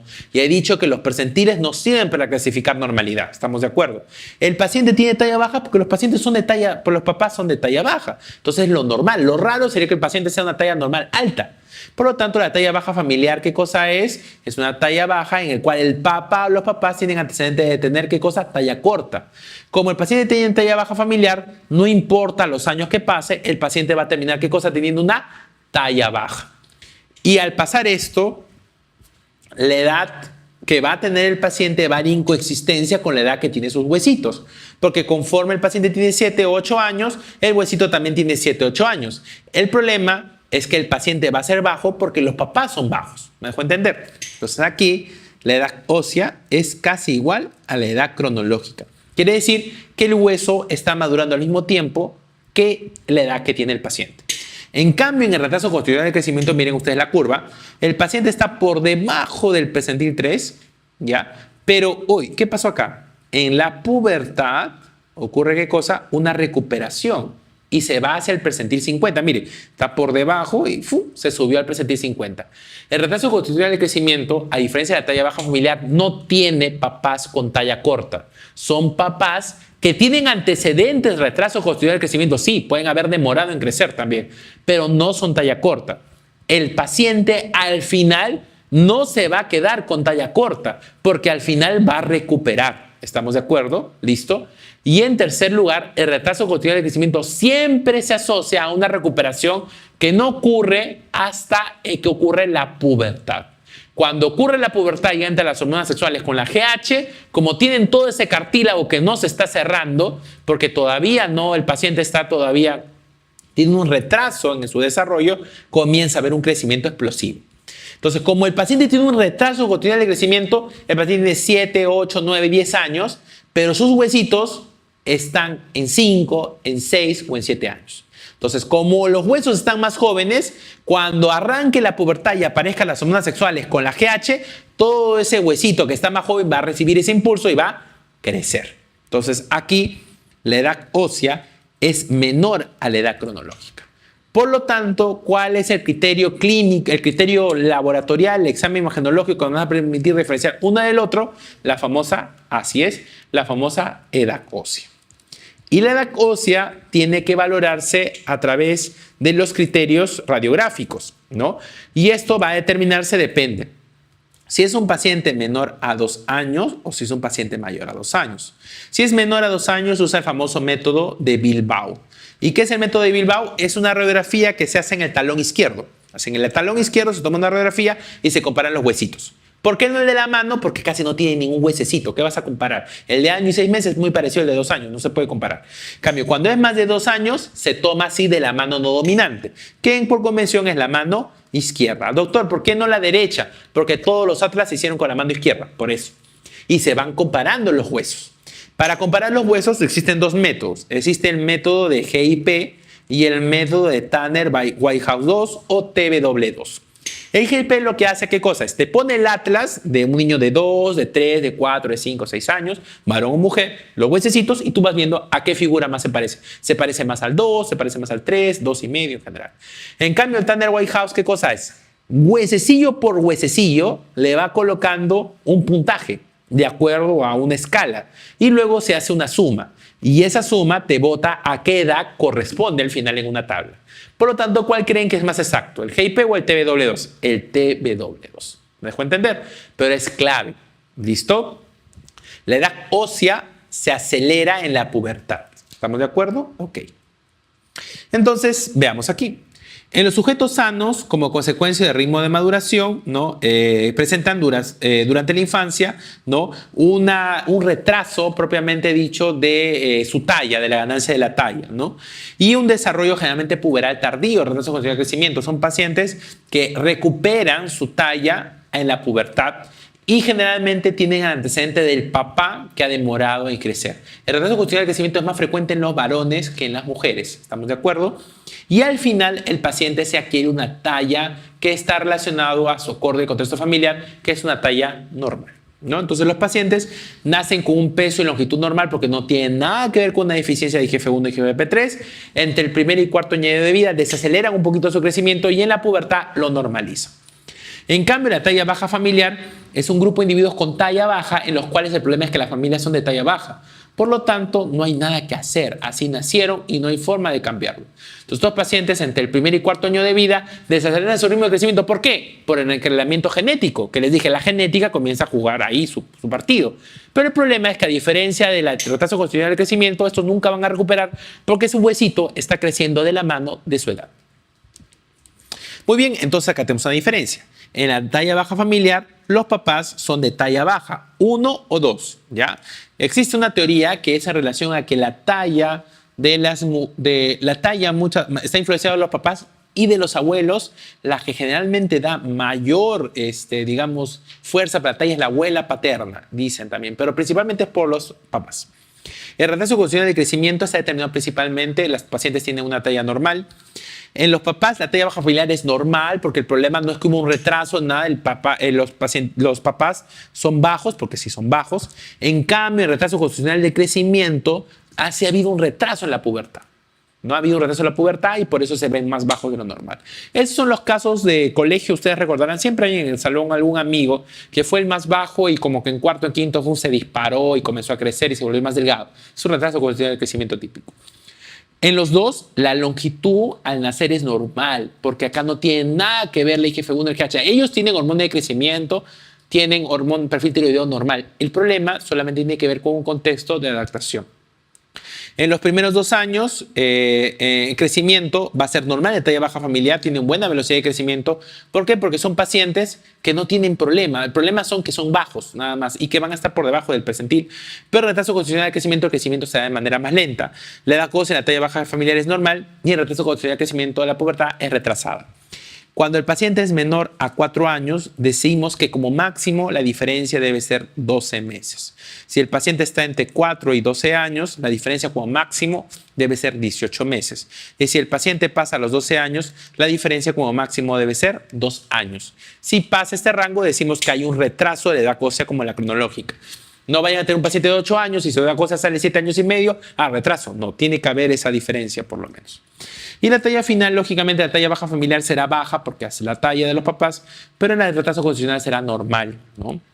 Ahora, veamos algunos exámenes complementarios que es importante entenderlo. La ósea ya lo hemos hablado, aquí está, pero veamos los exámenes de sangre. A ver, el problema es que tú no puedes esperar la pubertad para saber si tu hijo va a crecer o no. O sea, no puedes esperar la pubertad a ver si es un retraso constitucional de crecimiento. No puede pasar, porque te perderías un montón de tiempo. Entonces, el tema de la talla baja patológica está en diagnosticarlo lo más pronto posible. Doctor, pero ya esto me ha dicho que la GH no actúa de manera directa hasta recién la pubertad, ¿no? Donde actúa ahí con más fuerza. Antes es el IGF-1 y toda esa cosa que usted habló. Entonces, ¿qué cosa hay que hacer? Medir IGF-1. Doctor, ¿pero el IGF-1 es pulsátil? No. El IGF-1 tiene una mayor vida media. Por lo tanto, el IGF-1 se puede tomar como una glucosa, como un electrolito, como una urea, creatinina. Se toman de manera directa el IGF-1. ¿Estamos de acuerdo? Pero el IGF-1 tiene un problema. ¿Cuál es el problema? Que el IGF-1 es un factor que también está relacionado a la nutrición. Si tú tienes un niñito que no come bien, el IGF-1 te va a salir en el suelo por más que el paciente tenga hormona de crecimiento. Ese es el problema del IGF-1. En nutrición tiene mucho problema. Entonces, doctor, ¿qué cosa me puede ayudar a realmente identificar una talla baja patológica con deficiencia de hormona de crecimiento en un paciente que no come bien? El IGF-BP3. El IGF-BP3, que es el carrito transportador, ese sí no se involucra con el crecimiento. Entonces, por eso es que clásicamente pedimos IGF-1 e IGF-BP3. ¿Dónde principalmente lo pedimos? En los menores de 3 años. Recuerden ustedes que ahí es donde la nutrición es el principal factor de la talla. A los 2 años ya es la genética, ¿verdad? Pero ahí pedimos los dos. El otro punto muy importante es el famoso cariotipo. Cuando ustedes tengan una niña con talla corta, lo primero que tienen que hacer, que antes de pensar lógicamente, bueno, que una talla corta y que tenga una velocidad de crecimiento poco al suelo, es siempre ver que no tenga estigmas de Turner, por si acaso. Los pacientes o las niñas con talla baja, la talla baja es el principal motivo de consulta de los pacientes con Turner en pediatría.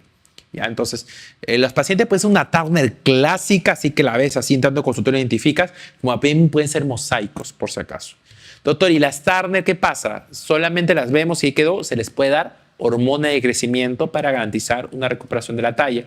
Aunque en ellas no es que no tengan hormona de crecimiento, sí producen. El problema es que las Turner son 45X0 o 46XX, pero mosaico, ¿no? La cuestión es que tienen un solo cromosoma X funcional. Y en el cromosoma X hay un gen que se llama gen SHOX. ¿Ya? Como el paciente es 45X0, no hay otro cromosoma X, por lo tanto tiene menos gen SHOX, por lo tanto hay menos talla. Pero el Klinefelter, ¿cómo es? 47XXY. Como él sí tiene 2 cromosomas X, ¿qué va a pasar? Tiene más gen SHOX, por eso el Klinefelter es alto, ¿se dan cuenta? Entonces eso pasa, ¿ya? Entonces todo paciente o niña con talla baja, cariotipo. Exámenes de hormonas tiroideas, claro, clarísimo. Tú nunca evalúes crecimiento, IGF-1, IGF-3, hormona de crecimiento, si tú no estás en la seguridad que el paciente es eutiroideo. Porque si el paciente es hipotiroideo, de nada sirve que le pidas lo demás, va a salir alterado. Siempre TSH, T4 libre. Tamizaje de enfermedades metabólicas, si es que tú sospechas de algo más allá. IGF-1, IGF-3 que ya hemos hablado. Y luego viene la prueba de hormona de crecimiento. Lo principal en cualquier talla baja, sea fisiológica o patológica, es la clínica. Y la clínica principal, ¿cuál es? La velocidad de crecimiento. Si tú no la tienes clara, puedes pedir examen de laboratorio. Lo primero que vas a pedir, ¿qué cosa es? Tu edad ósea. Y tu IGF-1, IGF-3 y tu perfil tiroideo. ¿Estamos de acuerdo? Si todo eso te sale claro y te sale normal, cerró el tema. Y el paciente recupera su velocidad de crecimiento, se acabó. Todo está perfecto. Pero si los exámenes te salen alterados o están dudosos, aquí viene la famosa prueba de la hormona de crecimiento. ¿Qué nos pasa a nosotros, a los pediatras, a los endocrinólogos pediatras? Nos piden o nos traen un examen que dice GH 0.4. Ah, está deficiente, vaya con el endocrinólogo pediatra que recibe hormona de crecimiento. Tener cuidado. La GH es así, es pulsátil. Tú la puedes medir aquí como aquí. Entonces, no puedes medir la GH a secas. No es como el IGF-1 que tiene un tiempo de vida más larga. La GH lo que hay que hacerla es medirla cuando está planamente en su punto más alto. Y para que esto ocurra, hay que estimularla. ¿Y cómo la estimulas? Con clonidina, con insulina, con arginina, en general, con elementos diferentes que lo que va a permitir qué cosa es hacer que la hormona de crecimiento se dé. Entonces, a estos pacientes se les da estos medicamentos y se les toma un punto de corte basal a los 60 y a los 90 minutos. Si el valor de la hormona de crecimiento dosada es mayor a 7 en cualquiera de los puntos, el paciente tiene hormona de crecimiento, se acabó y no necesita hormona. El problema no es deficiencia hormonal, estamos de acuerdo. Pero si en los 3 el valor está menos de 7, eso ya te orienta a que el paciente le falta hormona de crecimiento y él sí podría ser candidato a recibir hormona de crecimiento. ¿Estamos de acuerdo? Les digo porque la hormona de crecimiento es una cosa que cada vez preguntan un poco más porque es algo que viene generalmente en consulta. Muy bien, y acá están las indicaciones de reemplazo hormonal o de hormona de crecimiento. ¿Quiénes pueden recibir hormona de crecimiento? Principalmente los que tienen deficiencia de hormona de crecimiento, pues no, está claro. Los Prader-Willi pueden recibir, los Prader-Willi son pacientes obesos de talla corta, que comienzan a tener una obesidad, no al inicio, sino a partir de los 4 o 5 años y son hipogonádicos, ¿no? Ellos no reciben hormona de crecimiento para crecer, sino para mejorar la capacidad metabólica. La hormona de crecimiento también ayuda a aumentar la masa muscular, por si acaso, ¿ya? El síndrome de Noonan, que también puede recibir el Noonan, ¿no? Que puede ocurrir, que es una razopatía, que son como un Turner pero en varoncitos, ¿ya? Solamente hay que tener cuidado porque el Noonan está relacionado también a otros tipos de cáncer y si tú le das hormona de crecimiento puedes activar el Turner, alteración del Gen-Shox que ya hemos hablado, las enfermedades renales crónicas también. Los pacientes con enfermedad renal crónica son candidatos también para recibir hormona de crecimiento y las tallas bajas secundarias a PEP. ¿Qué ocurre? Cuando un niño nace y es un prematuro o es un paciente con bajo peso al nacer, tú dices, bueno, el paciente está por debajo de la curva. Ah, es que es prematurito. Es chiquito. Ah, es que es prematurito. Pero tiene 10, 14 años y sigue siendo chiquito. Ah, es porque es prematuro. No. La prematuridad ya no es una justificación para hacer talla corta, lógicamente de acuerdo a cómo mide tu papás, ¿no? Lógicamente, a partir de los 2 años, máximo 4 años. Si tu paciente es prematuro o tu paciente con bajo peso no recupera su talla que le corresponde en el percentil de acuerdo al tamaño de sus papás, hasta los 4 años el paciente tiene que recibir hormona de crecimiento. ¿Estamos de acuerdo? Hay muchos casos de hermanos que son altos y por ahí salió un hermano de talla promedio. Ah, es que fue prematuro, ya tiene 30 años. Ese hermano pudo haber tenido una talla cercana, un potencial genético. Solamente, ¿qué pasó? Que lógicamente no recibió el apoyo que comenzó. ¿Está bien? Ahora, la hormona de crecimiento es un medicamento, por lo tanto tiene muchos efectos adversos, pero no son frecuentes, son rarísimos, son súper raros. El efecto adverso más frecuente, entre comillas, es el dolor en la hincada. La hormona de crecimiento se da de manera subcutánea, especialmente en la noche, porque es el lugar en donde se genera más hormona, porque el cortisol baja. ¿Estamos de acuerdo? Sin embargo, ya los nuevos medicamentos van a que se apliquen una vez por semana, que sean de larga duración, ¿no? La hormona de crecimiento es una cosa pues así alucinante, ¿no? Pero existen efectos adversos. ¿Cuáles son? Raros: hipertensión endocriniana benigna o pseudotumor cerebri, escoliosis, diabetes, osteonecrosis del fémur, deslizamiento de la epífisis femoral, pancreatitis, hipotiroidismo, artralgia, mialgia o síndrome de túnel carpiano. Son cosas muy raras. La más frecuente es dolor de la inyección. ¿Estamos de acuerdo? Muy bien. Y estas son las presentaciones, ¿no? Muy bien. Ahora vamos a hablar del problema de desnutrición, propiamente dicho.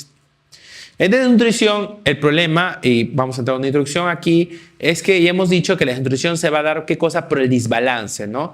De lo que tú das y de lo que tú gastas, ¿no? Entonces, la desnutrición puede ser de 2 puntos. Puede ser primaria porque hay ausencia de un nutriente o secundaria porque existe nutriente pero no se le está dando la cantidad que corresponde. La ingesta puede dar desnutrición en marasmo y kwashiorkor en su efecto más severo o sobrenutrición en la obesidad. Entonces, cuando ustedes ven la gráfica que ustedes ven acá, van a ver que los pacientes que hacen kwashiorkor y marasmo son pacientes que están ubicados literalmente casi en la punta del iceberg.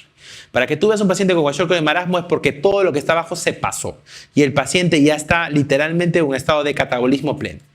Entonces, para eso se habla de los famosos criterios de Wellcome, ¿no? Entonces, en el cual, cuando el peso para la edad, en el caso, está de menos del 60% con respecto al peso ideal, marasmo. Cuando está en 60-80%, decimos kwashiorkor. ¿Por qué un poquito más de rango? Porque kwashiorkor se aumenta el peso por el edema. Y como podemos ver aquí en esta gráfica, que lo voy a poner acá un poco más amplio, van a ver ustedes cómo va cambiando. Primero se afecta el peso, luego de 3 meses la talla, luego viene el compromiso inmunológico, ¿no? Donde todo cae, a excepción de las globulinas, a nivel cardiovascular y luego la secuencia neurológica con alteración del desarrollo. Primero se consumen los carbohidratos, luego los lípidos y en tercer lugar las proteínas, acabando con paro cardíaco. Hace poco salió una noticia de un streamer de Brasil que había bajado como más de 200 kilos, creo, en un periodo corto de tiempo y que había muerto de un paro cardíaco. Esto se debe a que las dietas exageradas, claro, consumen los carbohidratos, consumen los lípidos, pero también consumen proteínas. Y las proteínas están en la pared muscular cardíaca. Entonces, el corazón se vuelve más débil y los pacientes pueden fallecer por eso. Entonces, hay que tener mucho cuidado con ese proceso. Muy bien.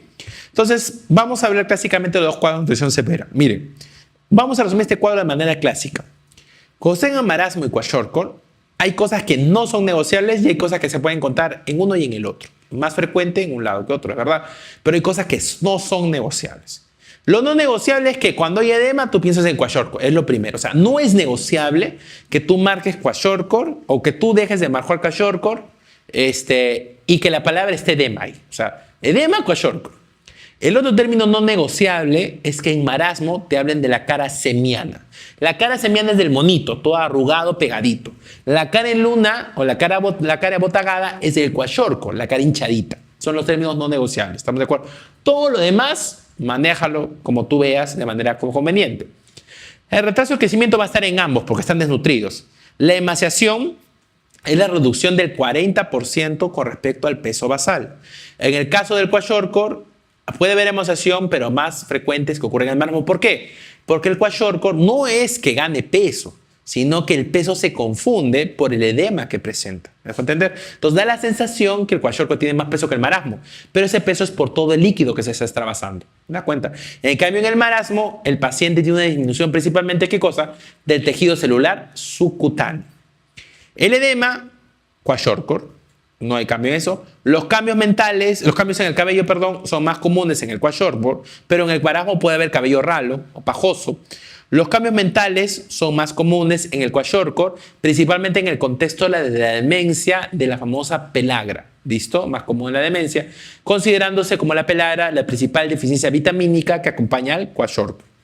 Las dermatosis son más comunes en el kwashiorkor, también en el contexto de la pelagra, donde se encuentran las manchas de pintura. El apetito en el kwashiorkor está hacia abajo. ¿Por qué? Porque hay un edema intestinal. Entonces, el edema del ácido intestinal da una sensación de falsa llenura.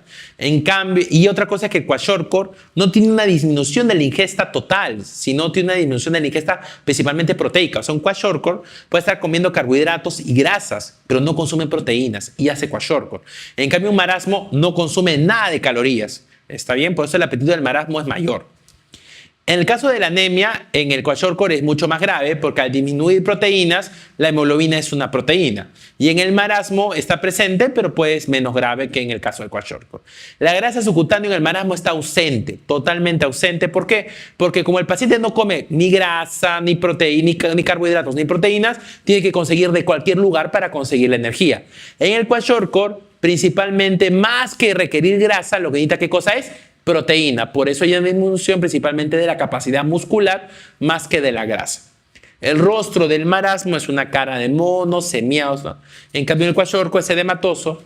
Y la infiltración grasa del hígado es relativo, porque en marasmo algunas veces se ha descrito, pero principalmente es en kwashiorkor porque como no hay proteínas, los lípidos no salen y el lípido se queda agrupado en el hígado. ¿Listo? En el caso del marasmo, las deposiciones son comunes. Listo. En el kwashiorkor son líquidas con disentería por la disminución de las inmunoglobulinas. Entonces, esta es una forma gráfica. Acá tienes la fase del anciano o la cara de mono, el apetito, la atrofia muscular, el retraso ponderal marcado, disminución del tejido celular subcutáneo muy marcado y la marcada pérdida de grasa. No hay edema. Generalmente el marasmo ocurre en menos de un año porque el niño que no come nada de los 6 meses. No come, piel seca y suele estar irritado. El apetito está conservado y tiene peor pronóstico. A diferencia del kwashiorkor, que el kwashiorkor sí tiene una fase de luna, tiene lo que es el edema, ¿no? El retraso ponderal es variable, lógicamente, y sí tiene una grasa subcutánea conservada, porque necesitas proteínas y el cuerpo no va a sacar proteínas de la grasa. ¿Estamos de acuerdo? Ok. El kwashiorkor, a diferencia del marasmo, el kwashiorkor ocurre más de un año. ¿Por qué? Porque el paciente con kwashiorkor, lógicamente, al ya no recibir la lactancia materna, que era lo único que podía darle proteínas, y eso ocurre principalmente pues, en los niños del continente africano, especialmente en niños digamos, familias muy numerosas, el paciente solamente come grasas, o come carbohidratos, o come plantas, ¿no? o vegetales, entonces produce esta caída. Hay deficiencias vitamínicas, la principal deficiencia vitamínica es la B3, la niacina. Los pacientes son apáticos porque la grasa se mantiene, el apetito está disminuido por la edema intestinal y tiene mejor pronóstico que el caso de marasmo. Cuando tienes un paciente desnutrido severo, hay que manejarlo con calma. Antiguamente se hacían los 10 pasos, es decir, uno tras de otro. Ahora todos los pasos se manejan al mismo tiempo. Sin embargo, existen dos fases y eso sí no ha cambiado. La fase de estabilización y la fase de rehabilitación. Y vamos a ver esto a continuación. Lo que yo quisiera que tú no olvides es que la estabilización ocurre en la primera semana, ¿ya? Y recuerda que otra pregunta que es clásica en el examen es ¿qué elemento químico nutriente no vas a dar hasta la segunda semana, o sea, en rehabilitación? El hierro. ¿Por qué el hierro no se da en la primera semana? Porque es un elemento, un sustrato para las bacterias. Por lo tanto, todo paciente desnutrido severo, ¿qué cosa está? Infectado, aunque no tenga fiebre y luzca bien. Se le piden cultivos y después de eso ya se le considera como no infectado. Todo paciente desnutrido severo recibe antibiótico-terapia de manera profiláctica. Y ahora lo vamos a ver. Cuando un paciente viene con hipolicemia en un nutrido severo, se considera hipolicemia menor a 54. Doctor, ¿por qué no menos que eso? Porque a partir de 54 se activan los sistemas contrarreguladores. ¿Estamos de acuerdo? Si el paciente tolera la vía oral, vamos a hacer un vasito con un tecito con azúcar o vita con azúcar y 50 cc para corregir. Pero si el paciente está intolerante a la vía oral o no puede ingerir, se le coloca un bolo de destroza del 10% a 5 cc por kilo. Para el manejo de la temperatura se considera temperatura hipotermia en nutrido severo con la temperatura menor axilar es a 35 grados o la central es a 35.5. La terapia es dar una manta térmica, por si acaso. La deshidratación. Muchas veces nuestros pacientes nutridos severos vienen chocados, pero el nutrido severo está acostumbrado a manejar pocos volúmenes. Si tú le metes 20 cc por kilo, como la fórmula mágica del shock hipovolémico en pediatría, lo vas a encharcar a tu paciente. Entonces, hay que considerar que los pacientes nutridos severos también están acostumbrados a vivir en hiponatremia y no le podemos dar gran carga de sodio porque puede ser complicado. Entonces, ¿qué nos dice la guía? Debemos dar un bolo de 15 cc por kilo, pero ojo, por favor, con esto, de una solución al 0.45%. O sea, no hablo de la 0.9, sino hablo del 0.45, o sea, diluido. O en todo caso, puedes dar la solución fisiológica al 0.9%, pero solamente 10 cc por kilo. Cuando pase el shock, ¿qué cosa vas a tener que darle? Su plan B, o sea, rehidratar a tu paciente. ¿Y para rehidratar con qué cosa lo puedo hidratar? ¿Con la hidratación oral clásica? No, porque recuerda, hay que tener cuidado con el sodio. ¿Qué solución usamos para hidratar a nuestro paciente? El famoso Resomal. El Resomal es una solución especial que tiene 45 miliequivalentes de sodio, que es, digamos, la mitad de lo que era del cólera, que era 90, luego bajó a 75. En el caso de la deshidratación, se usa el Resomal, que solamente tiene 45. Una vez tu paciente ha tolerado, hay que comenzar a darle una alimentación, hay que darle un alimento, y ese alimento se da con las fórmulas F75, F100, que voy a explicar más adelante. Todo paciente, repito, desnutrido severo, está infectado hasta decir lo contrario. Por lo tanto, tienen que recibir antibiótico empírico. ¿Cuál es el antibiótico empírico? Y si tolera vía oral, cotrimoxazol de elección.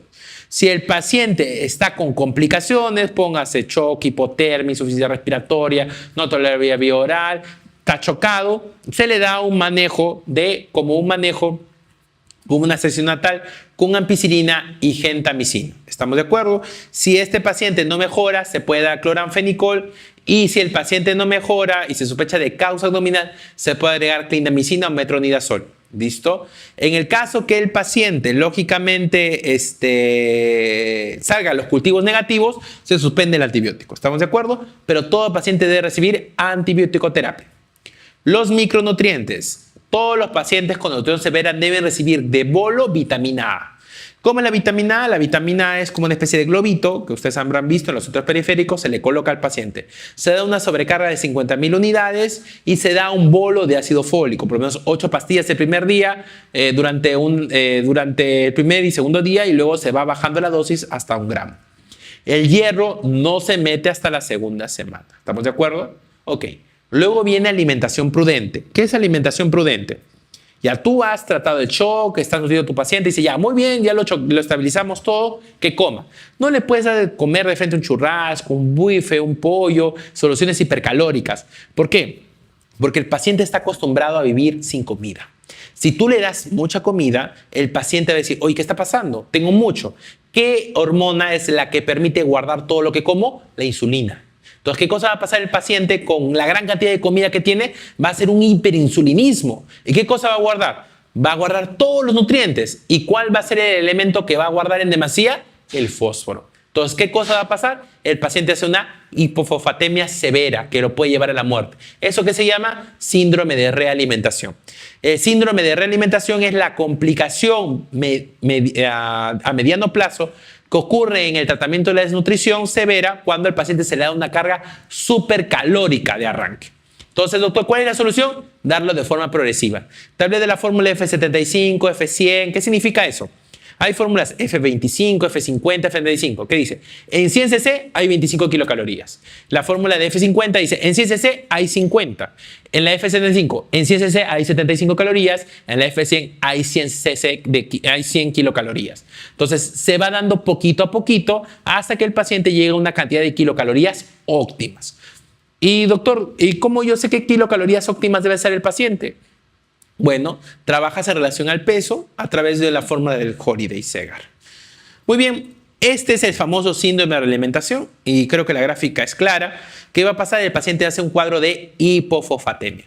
Entonces, cuando ocurre una hipofosfatemia, el paciente puede morir. Por lo tanto, eso hay que tener mucho cuidado. El síndrome de realimentación no ocurre de golpe, no ocurre en el primer día, que es lo peor.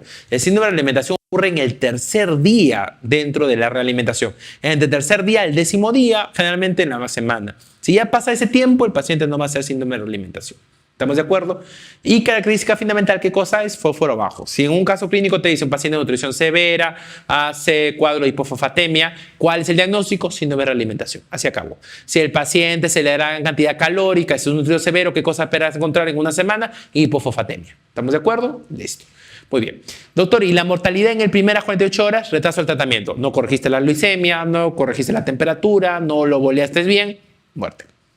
Cuando el paciente va a irse a su casa, lógicamente hay que tener 2 parámetros. El alta hospitalaria, que es el alta por el cual se va, pero va a seguir en un programa, y el alta del programa.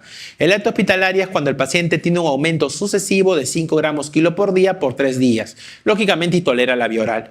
Y cuando sale del programa es cuando el peso para la talla en relación al paciente ya es mayor a menos 2 desviaciones estándar. Eso quiere decir, por ejemplo, si el peso para la talla acá está en -3 y acá está en -2 y en -1, ya cuando supere el -2, o sea, pues esté por encima de eso, o sea, -1, -0, ya el paciente puede salir. Para terminar esta partecita, para poder ir al break, mencionar algunas cosas que no solamente es cuestión de hierro, vitamina y ácido fólico. Existen otros oligoelementos que pueden estar afectados. Lo puntual. Si a tú te piden o te dan un caso clínico y te preguntan qué oligoelemento puede estar afectado, tú piensas que el cobre puede ser la causa. Cuando el paciente tenga qué cosa, principalmente hepatomegalia, y cuando el paciente tenga anemia ferropénica refractaria. ¿Por qué anemia ferropénica refractaria? Porque el cobre permite generar la famosa ceruloplasmina, que es lo que va a permitir que el hierro más 2 vuelva a ser hierro más 3 y pueda transportarse por la transferrina. ¿Estamos de acuerdo? Forma clásica, pacientes con hepatomegalia y anemia ferropénica refractaria. Así se acabó. Ya, eso es importantísimo. Recuerden que enfermedad metabólica está asociada a la deficiencia de cobre, la enfermedad de Wilson. ¿Cuál es el signo clásico de la enfermedad de Wilson? Aparte del desarrollo, alteración del desarrollo, epilepsia y todo eso, los anillos de Kyle-Fleischer, ¿no? Los anillos que aparecen en los ojitos. El otro es el famoso molibdeno, que es raro, principalmente está relacionado a lo que son alteraciones del metabolismo, alteraciones neurológicas, y generalmente se asocia a una enfermedad metabólica, que es la enfermedad de Keshan, que tiene que ver con la deficiencia de absorción propiamente del selenio y con aumento de la autoinmunidad. Un poco raro. El otro que sí puede ser que es importante que tengan en cuenta es el cromo. El cromo está relacionado principalmente a dislipidemias en pediatría. Dislipidemias muy marcadas en pacientes desnutridos, sospecha alteración o deficiencia de cromo. Manganeso. Manganeso principalmente tiene que ver con la etapa puberal, con el crecimiento y la reproducción, anormalidad del esqueleto y sobre todo, lógicamente, es mucho más frecuente en los infantes, ¿ya? Es muy importante. Si te dicen un paciente desnutrido, que tenga anormalidad musculoesquelética, en el cual se descarta que sea una causa genética, deficiencia de manganeso. ¿Listo? Y si tiene zinc, bueno, creo que mejor es aplicar esto de acá. La deficiencia de zinc. La deficiencia de zinc, por si acaso, creo que cuando ustedes han banqueado un montón de veces habrán encontrado la famosa clodermatitis enteropática como clave. Y siempre viene en cualquier examen, sea residencia, NAN, salud, siempre viene este caso clínico, ¿no? Pero hay que tener en cuenta algunas cosas. La clodermatitis enteropática es una enfermedad que se produce por deficiencia de zinc, es verdad, pero no es porque el paciente no coma zinc. Eso sáquenlo de la cabeza. El paciente con la clodermatitis enteropática no es que no come zinc. Tiene bajo zinc porque el encargado de absorber el zinc no lo hace. Y eso ocurre porque existe una mutación genética. En conclusión, la clodermatitis enteropática no es un problema nutricional, sino es un problema genético que hace que yo no pueda absorber el zinc. Y este gen es la mutación del SSL39A4. Por lo tanto, el tema no es la clodermatitis enteropática, el tema es deficiencia de zinc.